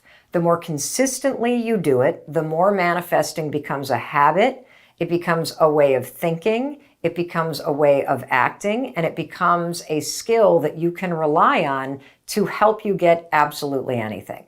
Now, what's the easiest way to manifest consistently and make it part of your day-to-day life? I'm glad you asked. The best way to do it is make it part of your morning routine. Every single morning, right after I get up, make my bed, throw on my exercise clothes, set an intention, high five the mirror, I do something really interesting. I call it dreaming in the morning. I write down 5 things that I want. And the reason why I write down 5 things that I want is because it is a way to train my mind to focus on the things that I desire and dream about, to aim my mind at the things that I want in my life. Then what I do is I use manifesting properly to see myself taking the actions to get one of the things, to feel myself taking the actions to get one of those things. And notice, I'm closing my eyes. And that's because manifesting is a habit in my life. I close my eyes to really feel myself taking the actions. And when you manifest over and over and over again, your mind, in visualizing and feeling yourself taking those actions, begins to believe that it's happening. And that will make you confident, optimistic. It'll inspire you to take action. It will remove obstacles. It'll make it easier for you to do the work. Now, that's how you do it. That's how I've made it part of my day-to-day life. I write down 5 things. I then manifest on at least one of those things. And then here's the most important part. I then take an action that's inspired by the manifesting. Now, to help you incorporate this into your day-to-day life, I got something to give you. And don't worry, you don't need to buy anything. I have written and created the High Five Journal. It goes with my best-selling book, The High Five Habit. It's not only gorgeous, and you're going to love it, but the prompts in the journal, it's a daily journaling practice that you use. Write down 5 things that you want, big or small, today or in your lifetime. Now describe the small action you can take to inch yourself forward. Now close your eyes. Visualize taking these small actions. Feel deeply what it feels like to do these things as you move closer to what you desire. This is training your mind, body, and spirit to help you take these actions. This is a journal based on research and science that helps you make manifesting a skill that you practice every day. You want to get consistent? Start using the High Five Journal. Now, you can grab a copy of one of these things if you want it, but I still got you covered because I know there are parts of the world where you can't buy this yet. I also know that you might not have the money to be able to buy it. That's cool. If you go to highfivejournal.com, you can download free templates. Don't even need to buy the journal. If you want one, get one. But you can utilize the free templates at highfivejournal.com. You can read about the science. That will help you get started with making manifesting consistent, which will help build manifesting as a muscle and a skill that you rely on every single day of your life to help you get what you want. Cool, right? Good. Now let's move on to mistake number 2. Now, mistake number 2 is a major mistake that people make, and that is that you frame manifesting based on what you don't want. Now, this is subtle, but it's really important that you avoid this mistake. So this is the kind of mistake that you make when you're really frustrated and you start to go, I just don't want to be alone anymore. I just don't want to date losers anymore. I just don't want to be struggling anymore. I just don't want life to be so hard anymore. I just don't want to be single anymore. I just don't want to be poor anymore. I just don't want to have anxiety and feel so bad anymore. Do you see how framing all your dreams and goals around what you don't want might be a problem? I mean, when I say, I don't want to feel anxious anymore, how the hell am I going to visualize not being anxious? That's why this is a major mistake. You want to always frame what you want and what you're going to use manifesting to help you take the actions to go get it. You always want to frame it in the positive. Frame it around the thing that you want. So in the case of anxiety, don't talk about not feeling anxious. Frame what you want. I can't wait to have a calm, quiet, confident state of mind. That feels different, doesn't it? I can't wait to be in a loving, supportive, caring, mutual, positive relationship with an adult, somebody that acts like an adult and treats me the way I deserve to be treated. Feels very different than, I just don't want to date losers anymore. You want to always frame the things that you're trying to manifest and the actions that you need to take as leading you towards something rather than away from something. That way, we stop thinking and aligning energy around the negative crap that's not working, and we align your mind, body, and spirit around what it feels like to have the positive things that you want. That's going to make it easier for you to take the actions that will make them happen. Now, mistake number 3, super easy to make. You get really impatient. You start off strong, right? This is true with all changes. You start off strong, you manifest every morning for 3 or 4 days, and then boom. You don't do it for 5 or 6 weeks. You start throwing your hands, that's it, it's never going to happen. So you're not only not consistent, but you start to get impatient, and because you're impatient, you're not consistent. I need you to understand something. For manifesting to work properly, based on research, there is no timeline involved. Did you hear me? For manifesting to work properly, based on the research, there is no timeline involved. You must give up the when, and you must focus on seeing and feeling yourself taking the steps that make the thing that you want happen.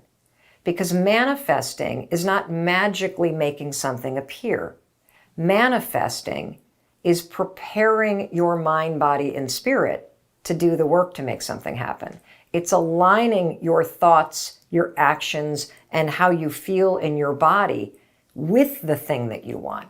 And the reason why manifesting is important is because when you prepare yourself to do the work and to start to see and feel it, you will believe that it's a foregone conclusion. You will believe that at some point it will happen. And you will believe that you can make it happen. And that belief is why you feel inspired and encouraged to take action. You see, when you suspend the timeline and you get rid of deadlines, there is no room for being impatient.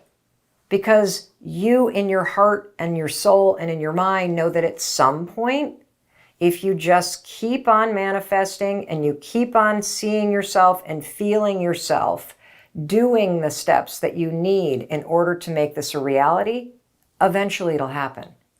So if you feel impatient, you're doing it wrong because you're not supposed to attach a timeline to it. You're supposed to wake up every morning and write down 5 things that you want and let yourself see and feel yourself doing the work, and that will inspire you to take the actions that lead you there. And if you do that every day, trust me, You won't even be thinking about the timeline because you know in your heart and soul, eventually this is going to turn out. Now, mistake number 4, and this is probably the biggest mistake that everybody makes. And if you've been manifesting for a long time and nothing's turning out, this is probably the mistake that you're making. If you're brand new to manifesting, this is the mistake everybody that's new makes, unless somebody tells them not to do this. The biggest mistake with manifesting is that you're only looking at the end goal. That's the biggest mistake everybody makes. We've all been sold this bill of goods, not only that if you think good things, somehow it's going to happen. That's only true that you can think good things and have good things happen if you do the work to make those good things happen. The thinking's just the first part. You got to actually take the actions that are inspired by the thinking. And the second thing that people do in terms of being sold a bill of goods is that you kind of have been led to believe that if you create a vision board and you plaster up on the vision board images of beach houses and Lamborghinis and NFTs and millions of dollars in the bank and the world's skinniest body and all the things that you would love to have magically appear in your life, that simply creating the vision is enough.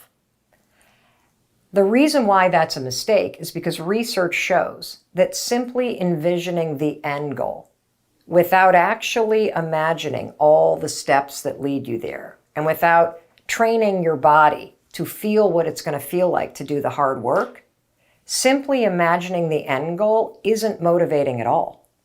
It's pretty inspiring for about a day.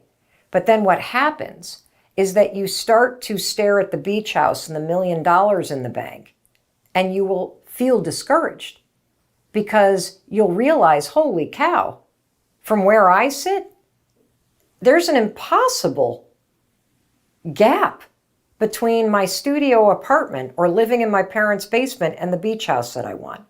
There's an impossible gap between the fact that my divorce basically left me bankrupt and now I'm staring at a vision board with $1 million in the bank. Holy cow, I've got 150 pounds to lose and I'm going to stare at my photo from when I was my, best weight when I was a high school Division I athlete?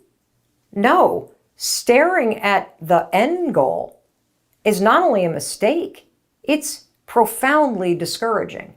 It's the reason why so many people fail to reach their goals, because they only set their goals and they never do the part that's the most important, and that's where manifesting comes in. Manifesting helps you do the work. Manifesting done properly is preparing you to do all the things between where you are and where you want to get to. So I'll give you an example. Let's say that up on your vision board, okay? Up on your vision board is the fact that you want to launch your own business. Right now, you work for somebody else, you can't stand what you do, you have panic attacks when you wake up because you know that you're headed in the wrong direction, you've always dreamt of opening a bakery, and so you slap up a vision board and you've got this big visual up on your wall that you stare at every morning of this beautiful bakery that you've always dreamt of starting. Here's the problem. You have no money, you have no savings, you've never started a business before. How the hell are you going to get this done? Staring at the vision board gives you panic attacks. Here's how manifesting is going to help. Manifesting is where instead of staring at the photos of the bakery, you see, feel, and eventually start to believe that you can do the work to make it a reality. And so what you're going to manifest is you're going to manifest all the steps from point A, which is starting at 0, all the way to point Z, which is opening the doors. You're going to see yourself. And notice I'm closing my eyes. This is because manifesting is a habit. Manifesting happens here in your mind and in your heart and your body. I want you to see yourself. Instead of going out tonight with your friends, see yourself staying in and watching videos. Videos on YouTube of other people that have opened bakeries. See yourself going to the library and getting a book that tells the story of somebody who did it. See yourself taking webinars and tutorials about how to raise the money to do something like this. See yourself studying Kickstarter campaigns of other people who have launched a bakery and raised money through Kickstarter campaigns. See yourself talking to people who have done this. See yourself talking to friends and family. See yourself taking a class in it. See yourself staying in next weekend and working on this. See yourself getting a part-time job in a bakery and learning behind the scenes because you've always dreamt of doing this, but you've never worked in one. And one vision at a time, as you feel yourself being tired, as you feel the late nights, as you feel yourself doing the work with no timeline, you'll start to believe that you're going to do it. And that will keep you inspired to take those little actions to do it. And that way, when you come in after a long day and you've spent the day watching a webinar or watching a YouTube video, or you had a conversation with somebody that gave you some advice, when you walk into your room and you see that beautiful vision board, you know what's going to happen? Your mind and your body and spirit will literally start to buzz, because what you've been rehearsing in your mind, body, and spirit through visualization aligns with it. That's how you do it. Simply envisioning the end game, that's a one-way ticket to being discouraged, unmotivated, and stuck. You start to use manifesting properly. You start to visualize every single step of the way, and you will be training for it and doing the work to make it happen. And that is motivating. Mistake number 5 is thinking you have to have all the answers. And that'll get you really stuck. That what you really want to manifest into your life is an incredible relationship, right? But you don't even know where to begin because your dating history looks like a train wreck. Here's the simple solution. Just become a student. Become a student of whatever it is that you want. What does a student do? A student learns, a student studies, a student researches. Researching, studying, and learning about what you want is a simple way to find all of the things that you can start manifesting. Seriously. Anything that a student would be doing, taking a class, researching, talking about a subject, interviewing people about a subject, watching videos about a subject, all of those things that a student does are things that I want you to visualize, see yourself, and feel yourself doing. That's a simple hack to figuring out the path between where you are and where you want to go. Another thing that a student does is a student studies people who have already done it. And then you reverse engineer the path and you see yourself doing the things that somebody else did to get what you want. Now, here's what's super cool. Remember, manifesting based on science means training your mind, body, and spirit to do the work that gets you what you want. Your path will not be the same as somebody else's. That's okay. You can still see yourself walking down somebody else's path. You can still feel what it feels like to do that hard work, because manifesting works because it's going to remove the obstacles that you create, your excuses, your self-doubt, all of the stories you tell yourself, your fear, your imposter syndrome. You're rehearsing the steps in your mind because remember, your brain doesn't know the difference between you actually taking the steps or you just visualizing yourself taking the steps. When you visualize yourself taking the steps, you are training your mind, body, and spirit to not resist taking those actions. That's why this is going to work for you. Even though, let's say you love The Rock's career. You're not going to have the same career as The Rock, but you can certainly visualize all the things that he did in order to train yourself to do the work that will get you what you want. Now, mistake number 6 is going to be obvious based on mistake number 4 and number 5. You're not taking any actions. Look, you can't just feel it in your body. You can't just see it in your mind. The whole reason why you're rehearsing this and training your body to do the steps is so you freaking take the steps, okay? At some point, you got to leave your brain and your body and you got to take action in the world. You got to let the manifesting, the training and preparing that you're doing by seeing it and feeling it and teaching you to believe that it's possible, you got to let that shit inspire you to take action. Now, I want to give you a tool. Remember in the beginning, I showed you the High Five Daily Journal. I also told you you can get free templates at high5journal.com. Now, this thing's gorgeous. I love it. The templates I don't think are color, so that's one thing, but they are free. But if you pick up a copy of this or you use the templates, this journal is prompting you every day to take action. This journal is going to prompt you to write down 5 things that you want.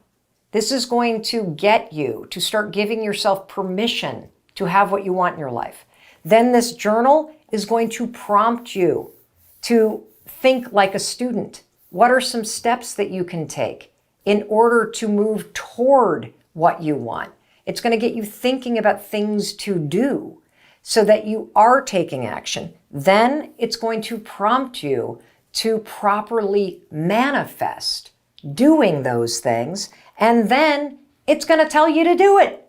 And so if you really want a kick in the pants, or if you want to have your hand held, or you want a tool because you are committed to making manifesting a skill that is part of your day-to-day life, this journal, the High Five Journal, is the only journal based in science that will train you and your mind, body, and spirit to make manifesting part of your morning routine and a skill that you master and put to use in your life every single day.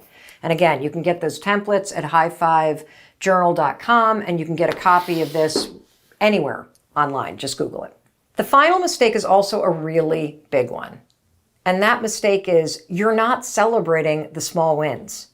So as you make manifesting a skill, as you get consistent about it, as you start to be a student, as you take inspired action, as you realize that you do feel like this is going to happen. You don't even have a timeline on it because you know it's going to happen.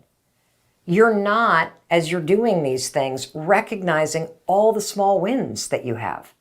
Every day when you manifest and then you take the action that the manifesting has inspired, that's a win. When you see doors opening up because you've been moving toward what you want, that's a win. When you randomly meet somebody that introduces you to somebody that helps you get one step closer, that's a win. And you need to celebrate that stuff. These are signs. These are not coincidences. These are signs that you're on the right path. A lot of people believe in angel signs, like seeing the number 11 or 22 or the number 9, or for me, the number 5. Angel signs are cool because for me, angel signs are a mile marker that give you a clue that you're moving in the right direction. Your job is to declare what you want. Your job is to use manifesting to train your mind, body, and spirit and remove the obstacles that you would normally put in place. Your job is to take the actions that are inspired by manifesting and start moving toward what you want. You also, though, need to call out those mile markers when you see it. Holy shit! I just got introduced to somebody in the movie business, and it's my dream, and I'm manifesting that I have my script turned into a movie. This is a sign that I'm on the right path. And what you want to do is call those things out, not because the universe or magic or this is somehow just randomly happening. This is you being rewarded for manifesting properly, for believing in yourself, and for taking the inspired action that is going to make your dreams a reality. And these little moments, these signs, these small wins that are happening every day as you make manifesting a consistent skill that you practice in the morning, that you put to use so that you are aligned with what you want, so that your mind, body, and spirit is working with you instead of against you. When you start to also call out the small wins, there I am manifesting. There, this thing happened. This is happening too. There are my angel numbers. Holy cow, this just happened. You're now building momentum. You're now energetically rewarding your body for aligning with what you want. And it just makes all of this that much stronger. It makes your beliefs stronger. It makes your courage bigger. It makes your confidence stronger. That's how all of this builds one on the other. And if you're not willing to call out the small wins, you're missing a huge amount of mojo and rocket fuel and magic that you can add into the mix, because all of these small wins are literally reasons for you to be more confident, reasons for you to keep going, reasons for you to really know in your mind, body, and spirit that, yeah, this is going to happen because you're making it happen. Here's why visualization works. I'm going to make this last point, and then we're going to jump into today's lesson, which is about the two modes that your brain operates in, and why it is essential for you to understand these two modes in order to change your mindset, and also how you can start to switch in between the two modes of your brain. Super cool stuff. But first, for Shelly, she visualized herself doing a 10K walk in 6 months, and I bet she felt very happy and very proud as she did that. Why is that important? The reason why visualization and picturing yourself succeeding and allowing yourself to feel the happiness and the pride that comes with picturing a positive future. The reason why that's as important is, let's say Shelly does that every single day this week. Every day she wakes up, she walks for 5 minutes, and as she's walking on that treadmill, she's visualizing herself finishing a 10K in 6 months and how proud she is. Every time she does that, she is changing what's going on up here. This isn't something I made up. This is true.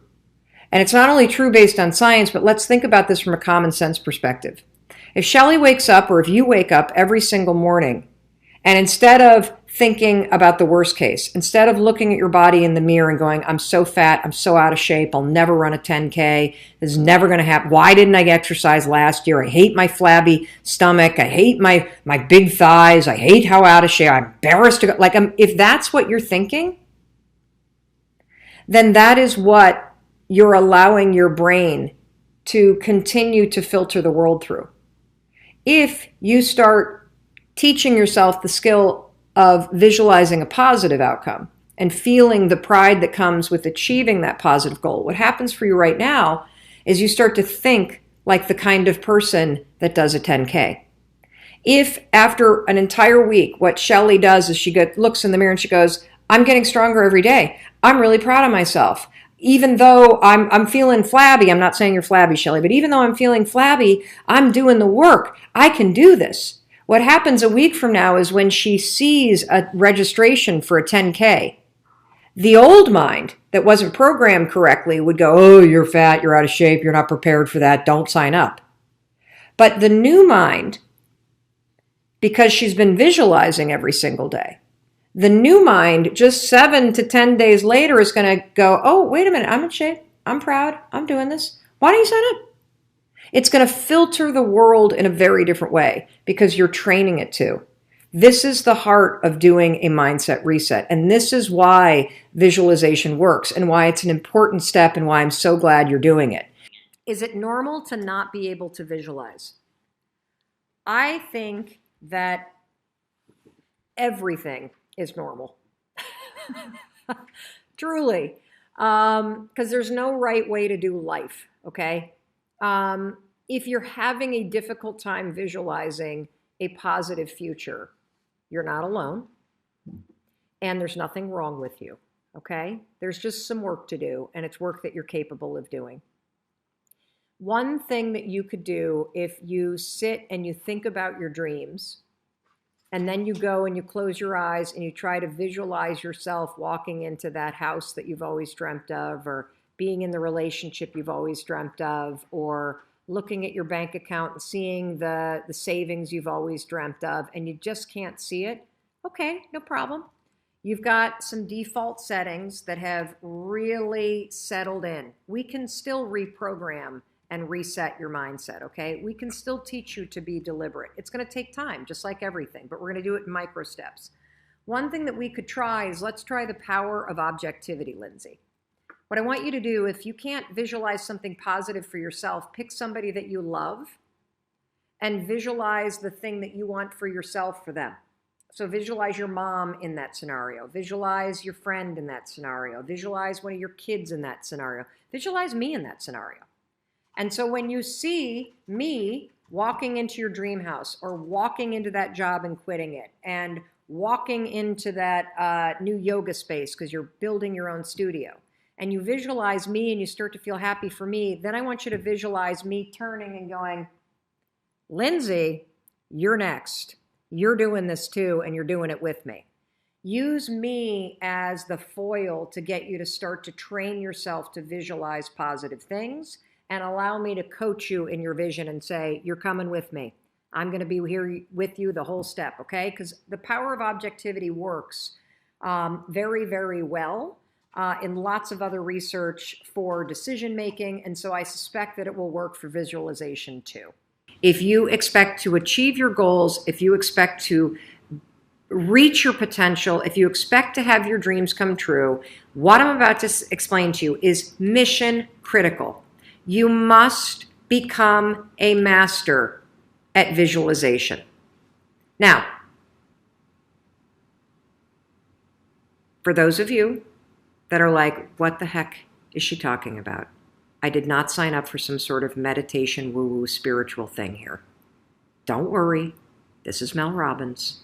There's always science and research involved in everything that I talk about.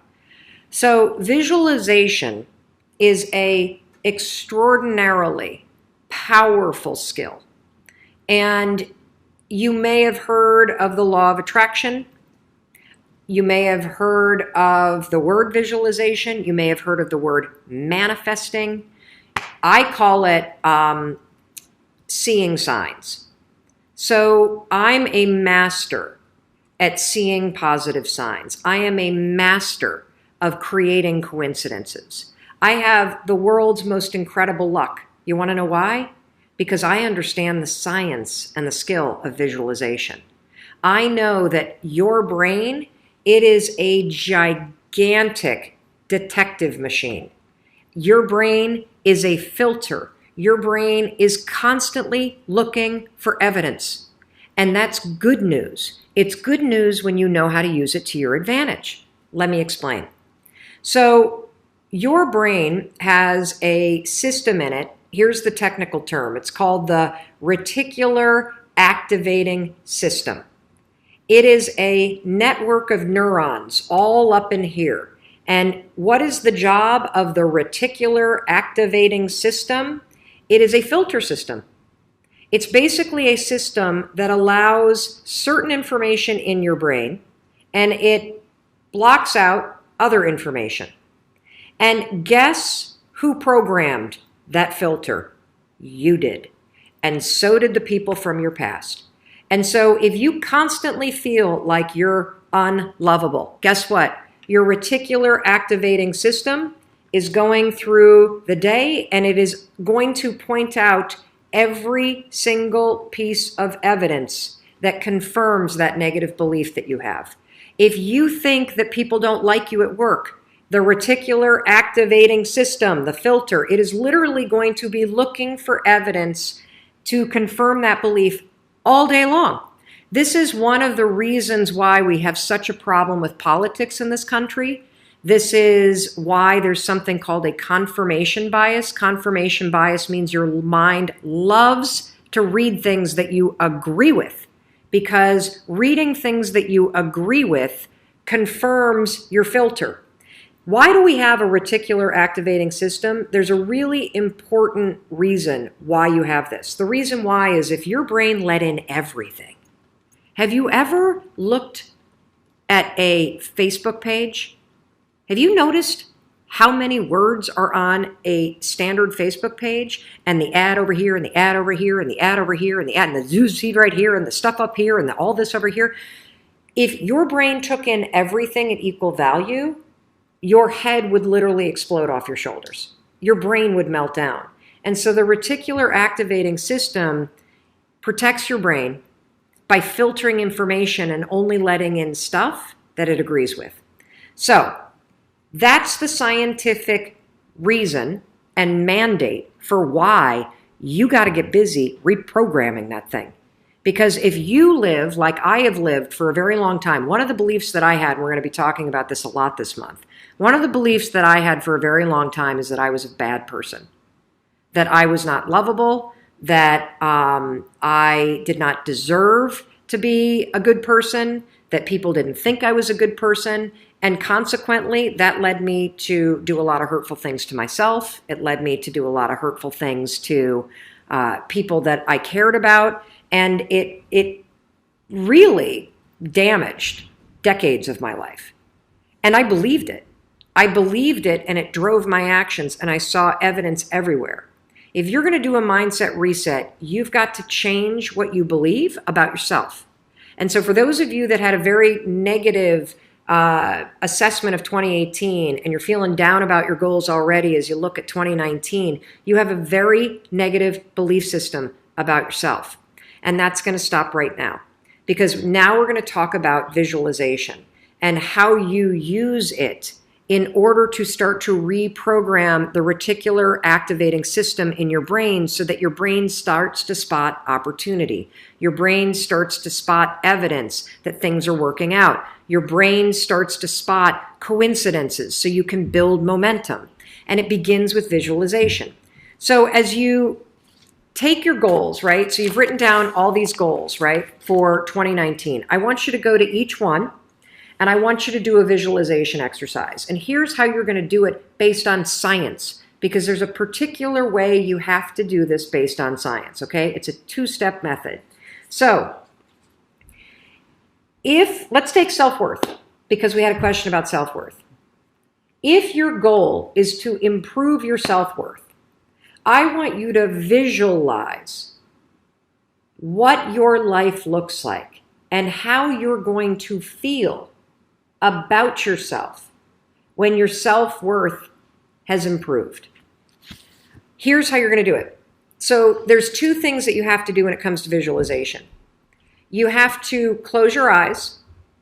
Truly, I know it sounds stupid, but I want you to close your eyes, and I want you to, in your mind, have a specific picture of what it looks like in your life when your self-worth has improved. You're going to see yourself speaking up at work. You're going to see yourself talking more about your business. You're going to see yourself leaving bad relationships. You're going to see yourself defining boundaries. You're going to see yourself going to the gym. You're going to see yourself taking care of yourself. And when you start to visualize the image of that, I want you to consciously, this is step 2, consciously think of the positive emotions that you're going to feel. I'm going to feel happy. I'm going to feel proud. I'm going to stand taller. I'm going to be so grateful that I made this change. Marrying the specific picture. Oh, there I am. There I am. I'm at work and I'm raising my hand. Amazing. I'm sharing my idea. There I am. I'm getting a promotion. There I am asking for a raise. There I am. I've just signed up another customer to my business. There I am. I've gone back to school. I feel so good about myself. When you do that, here's what's actually happening in your brain. This is the cool science part. You are training your brain to have a totally different filter. You see, your brain, my brain, it doesn't know the difference between something that actually happened to you, like the F you got in your test in 10th grade, and the things you imagine that are happening to you. Let me say that again. Your brain doesn't know the difference between the bad things that actually happened to you, the real memories that you have, and an imagined memory that you're creating. Your brain will experience you visualizing going to the gym, you visualizing how happy you feel when you do, you visualizing asking for that raise and getting it and how proud you're going to feel. Your brain, when you visualize in the way that I'm teaching you to, it encodes it as a real memory. And that's important because when you encode it as a real memory, it changes the filter system, that reticular activating system. And here's what we know based on research. The more you visualize things, number one, the greater your confidence is going to be, the greater security you're going to have about it. And here's the really cool thing. The more you do this with your goals, you wake up every day and you just visualize. It takes 30 freaking seconds, for crying out loud. You visualize having a great day at school. You visualize curing your panic and how proud you're going to be. What studies suggest and have proven is that simply visualizing yourself doing things actually develops the skill and helps you improve the skills, just as if you were actually doing it. And so there's proof based on research that visualization helps you build skills. And then finally, the other thing that's really important about this is that the more that you do this, what we know based on research is that the reason why you start to believe what you think is because you are reprogramming your brain. You are changing the network of neurons that act as a filter. And so the more that you actually believe in yourself and you start thinking and visualizing yourself speaking up, the more confident you're going to become, the more skills that you're building, and you're actually going to do it. And then instead of looking for all the reasons when you're sitting in a meeting to not speak up, you're going to just speak up because you're going to have changed the filter. You're going to look for opportunities. This is how it works. This is why this is so incredibly important. Here's why I'm doing this, because I know the single thing that's holding you back is how you think. You have the ability to set goals. You have the ability to take the actions that change your life. You have the ability to have the conversations that scare the hell out of you. You have the ability to end relationships. You have the ability to write a book. You have the ability to do a Google search. You have the ability to change anything you want. But the only reason why you don't is because your mindset blows. And so day one, I want you to go through all the goals that you set.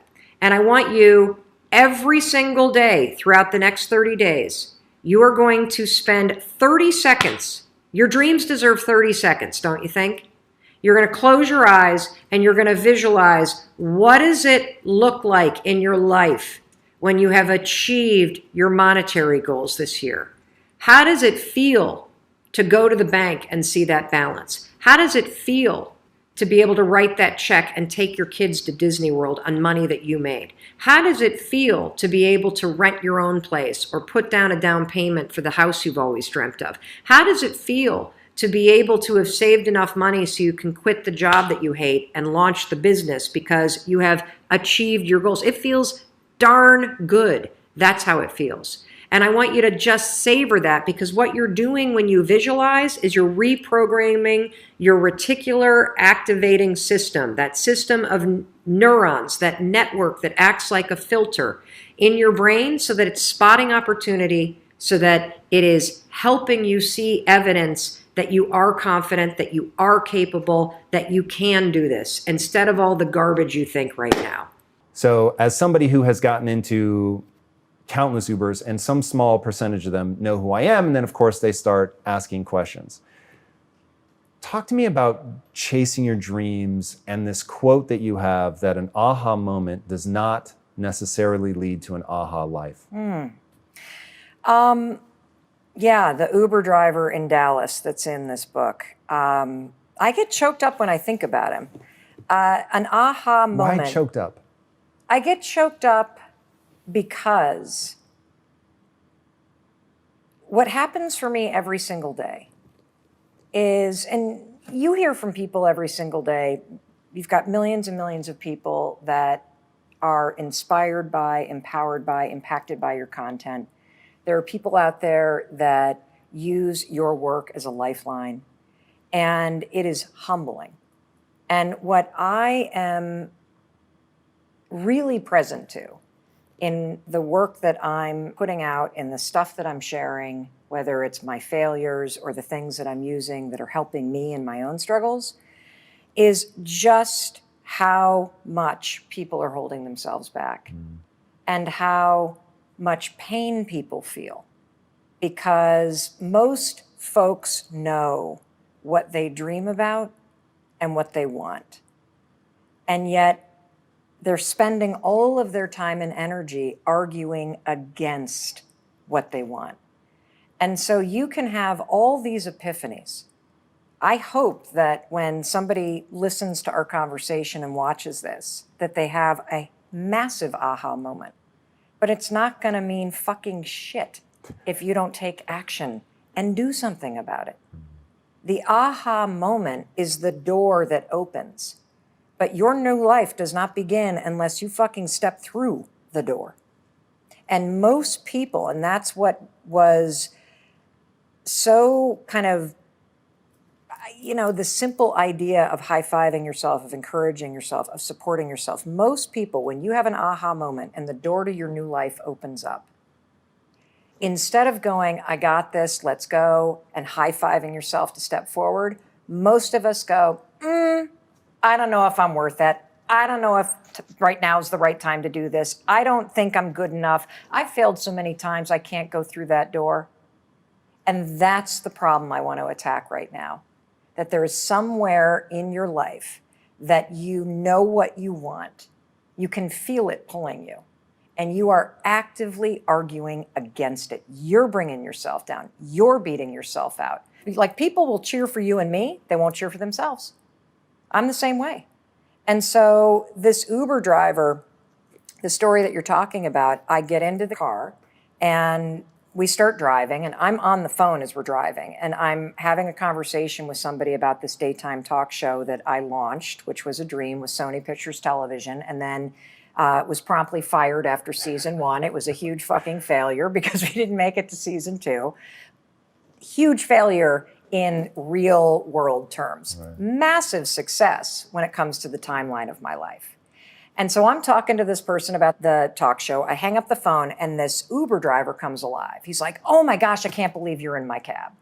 And I'm like, why? And he says, because I want to talk to you about something. I think you can help me. And I'm like, great, how can I help you? And he says, I have a dream of being an Oscar-winning actor and creating opportunities for other Black and Latino men to do the same in acting. And I'm like, freaking fantastic. What the fuck are you doing in Dallas? Right? The guy's 25. And so I go, the game is in New York and LA.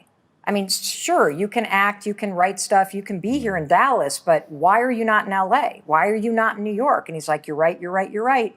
I need to move to LA. I'm like, why not? And he says, I have $700 in my bank account. And I'm like, that's freaking fantastic. You have $700 in a car? Dude, drop me off and get driving. What are you waiting for? And so we have this whole conversation, and I write about it in this book, where I am actively arguing for his dream, and he is actively arguing against his dream. And what is so sad is throughout this conversation, Tom, he's like, you're right. $700 could get me there. You're right. I am only 25. You're right. If I keep thinking and thinking and thinking and thinking about what I want to be doing, I'm not only going to drive in circles, my whole life is going to spin in circles as I think about what I want and I don't do shit about it. And then you are going to find yourself not at 25, but at 45 or 65, and you're going to be so filled with regret that you never fucking put a bet on yourself. And so this conversation ends with him declaring that he's going to go to California and me giving him a bunch of tools that I talk about in this book. And the point of the story is, does he move or not? I don't fucking know. The point of the story is, it's so easy to see what somebody else should do. It's so easy to cheer for somebody else. We all do that, right? We cheer for our favorite sports teams. We follow our favorite influencers and authors. We plan birthday parties for our friends. We take on extra work from our colleagues. We support everyone around us. We do not know how to do it for ourselves. If your goal is to improve your self-worth, I want you to visualize what your life looks like and how you're going to feel about yourself when your self-worth has improved. Here's how you're going to do it. So there's two things that you have to do when it comes to visualization. You have to close your eyes. Truly, I know it sounds stupid, but I want you to close your eyes, and I want you to, in your mind, have a specific picture of what it looks like in your life when your self-worth has improved. You're going to see yourself speaking up at work. You're going to see yourself talking more about your business. You're going to see yourself leaving bad relationships. You're going to see yourself defining boundaries. You're going to see yourself going to the gym. You're going to see yourself taking care of yourself. And when you start to visualize the image of that, I want you to consciously, this is step 2, consciously think of the positive emotions that you're going to feel. I'm going to feel happy. I'm going to feel proud. I'm going to stand taller. I'm going to be so grateful that I made this change. Marrying the specific picture. Oh, there I am. There I am. I'm at work and I'm raising my hand. Amazing. I'm sharing my idea. There I am. I'm getting a promotion. There I am asking for a raise. There I am. I've just signed up another customer to my business. There I am. I've gone back to school. I feel so good about myself. When you do that, here's what's actually happening in your brain. This is the cool science part. You are training your brain to have a totally different filter. You see, your brain, my brain, it doesn't know the difference between something that actually happened to you, like the F you got in your test in 10th grade, and the things you imagine that are happening to you. Let me say that again. Your brain doesn't know the difference between the bad things that actually happened to you, the real memories that you have, and an imagined memory that you're creating. Your brain will experience you visualizing going to the gym, you visualizing how happy you feel when you do, you visualizing asking for that raise and getting it and how proud you're going to feel. Your brain, when you visualize in the way that I'm teaching you to, it encodes it as a real memory. And that's important because when you encode it as a real memory, it changes the filter system, that reticular activating system. And here's what we know based on research. The more you visualize things, number one, the greater your confidence is going to be, the greater security you're going to have about it. And here's the really cool thing. The more you do this with your goals, you wake up every day and you just visualize. It takes 30 freaking seconds, for crying out loud. You visualize having a great day at school. You visualize curing your panic and how proud you're going to be. What studies suggest and have proven is that simply visualizing yourself doing things actually develops the skill and helps you improve the skills, just as if you were actually doing it. I write about this story in the new book, The High Five Habit, and I'm going to take everybody back 4 years ago. So this is the first book. The High Five Habit is the first book that I have written and published in almost 5 years. Back in 2007, I released a book called The 5-Second Rule. And Lisa and her husband, Tom, played a pivotal role in one of the biggest professional breakdowns of my life. And they had no idea that it was happening at the time. No clue. And Lisa, I think you just found out about it by reading about it in chapter 12 of my new book. Yep. So here's what was going on. I had written the 5-Second Rule book. I had self-published it because I thought that that was the best thing to do. I had a dream of being a #1 New York Times bestselling author. And I put it up on my vision board, and I dreamed about it, and I thought about it, and I studied all the authors that we all admire. And I did my best to do all the things that you are supposed to do in order to sell enough books to grace the New York Times bestseller list, right? So I email my newsletter list, and I am doing speeches all over the place, and I'm pre-selling books as best I can in the back of a room with my pad of paper, taking people's, like literally for months, I did everything I could. And when the book came out, I sent the email out to everybody. And folks on my email list and everybody I'm related to immediately went to Amazon to buy the book. And here's what happened. Within an hour or two, the book was listed as out of stock. Now, I thought, yes, yes, I have won. I am a best-selling author. I have sold out of Amazon in a matter of a few hours. Oh my God. This literally, this proves all the things that everybody said about me in middle school is not true anymore. I've done it, Lisa.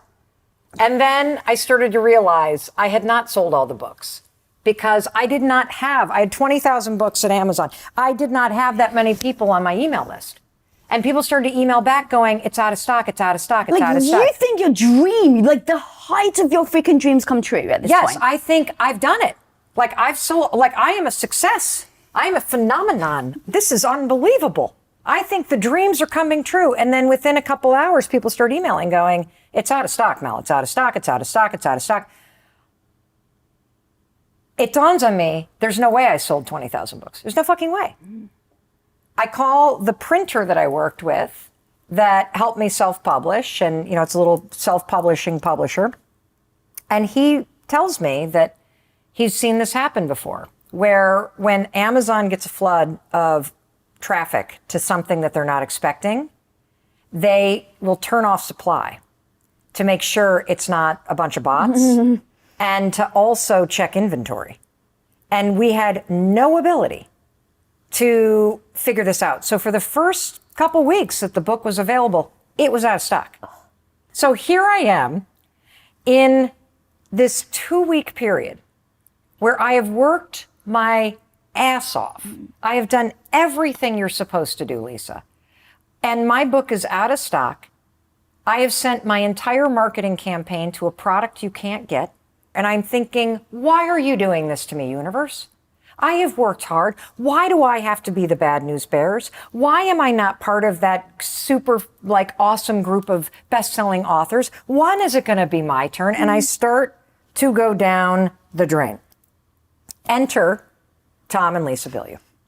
So when I come here and I am doing your show, I show up here and I'm like, this is my last hope.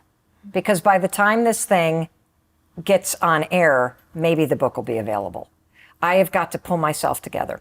So I walk in here and I was just, I didn't know you yet because I only knew impact theory. I'd only seen it. I knew this was a big deal. I knew that being on Tom's show could really change things for me.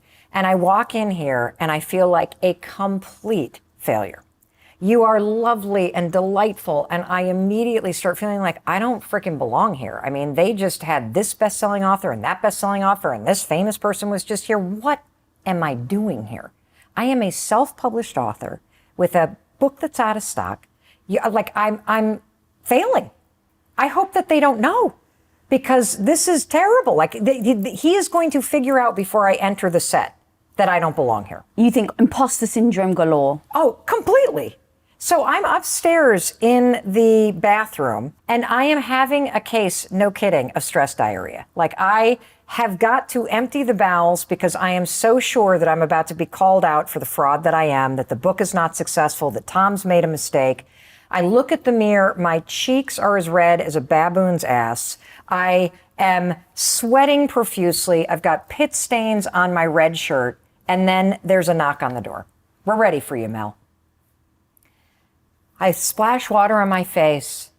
I literally am like, 5, 4, 3, 2, 1, pull your shit together, Mel, get the fuck out there. And I open up the door and I go. I was like, oh my God, Mel freaking Robbins. This woman is amazing. This woman is so freaking badass. Oh my God, she's got confidence to wear funky shoes.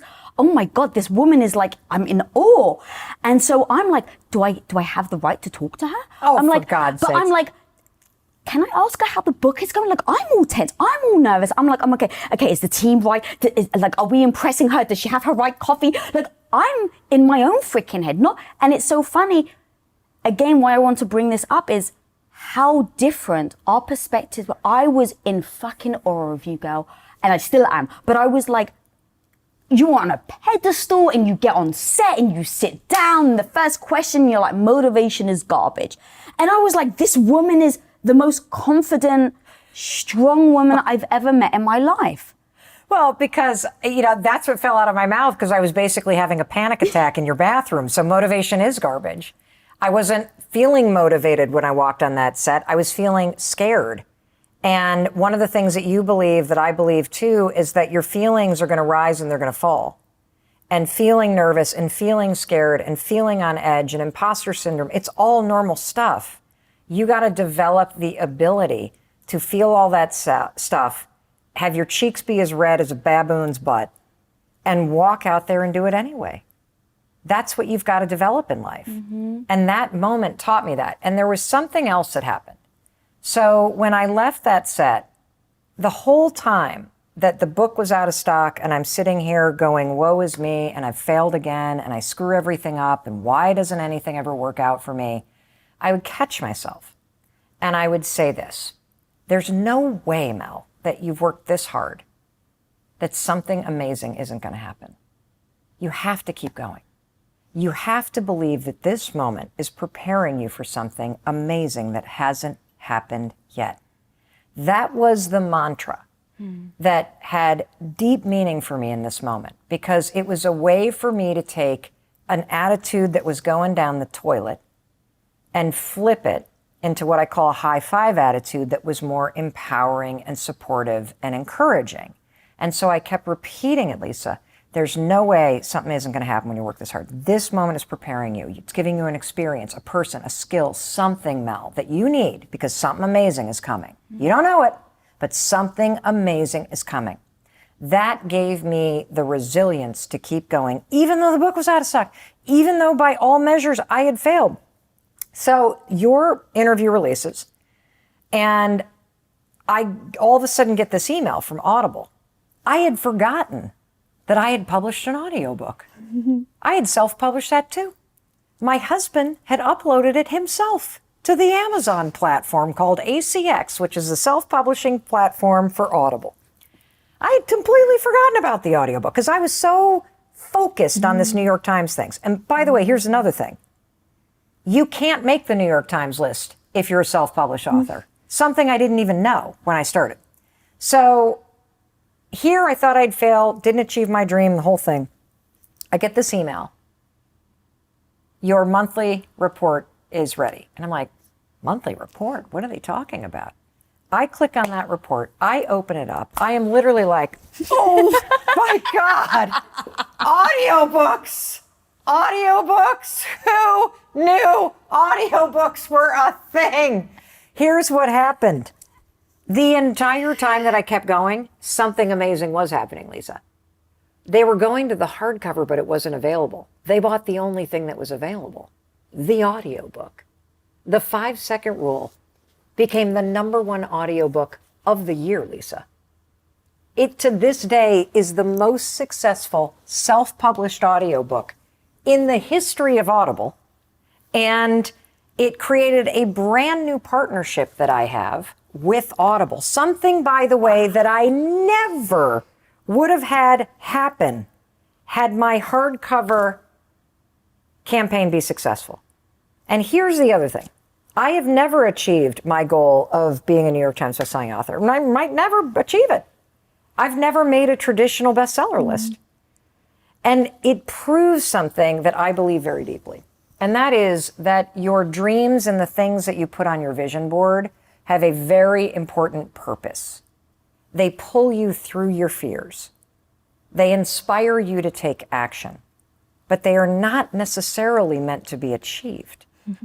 I believe when you pursue your dreams and you keep going and you keep telling yourself that if I work hard, something amazing is going to happen, you'll achieve something better, something that you don't even know or can even think about right now, because it's not even on your radar screen. Those dreams are dots on the map of your life that pull you in a direction you're meant to go, but you might never end up there because you're meant to end up somewhere else.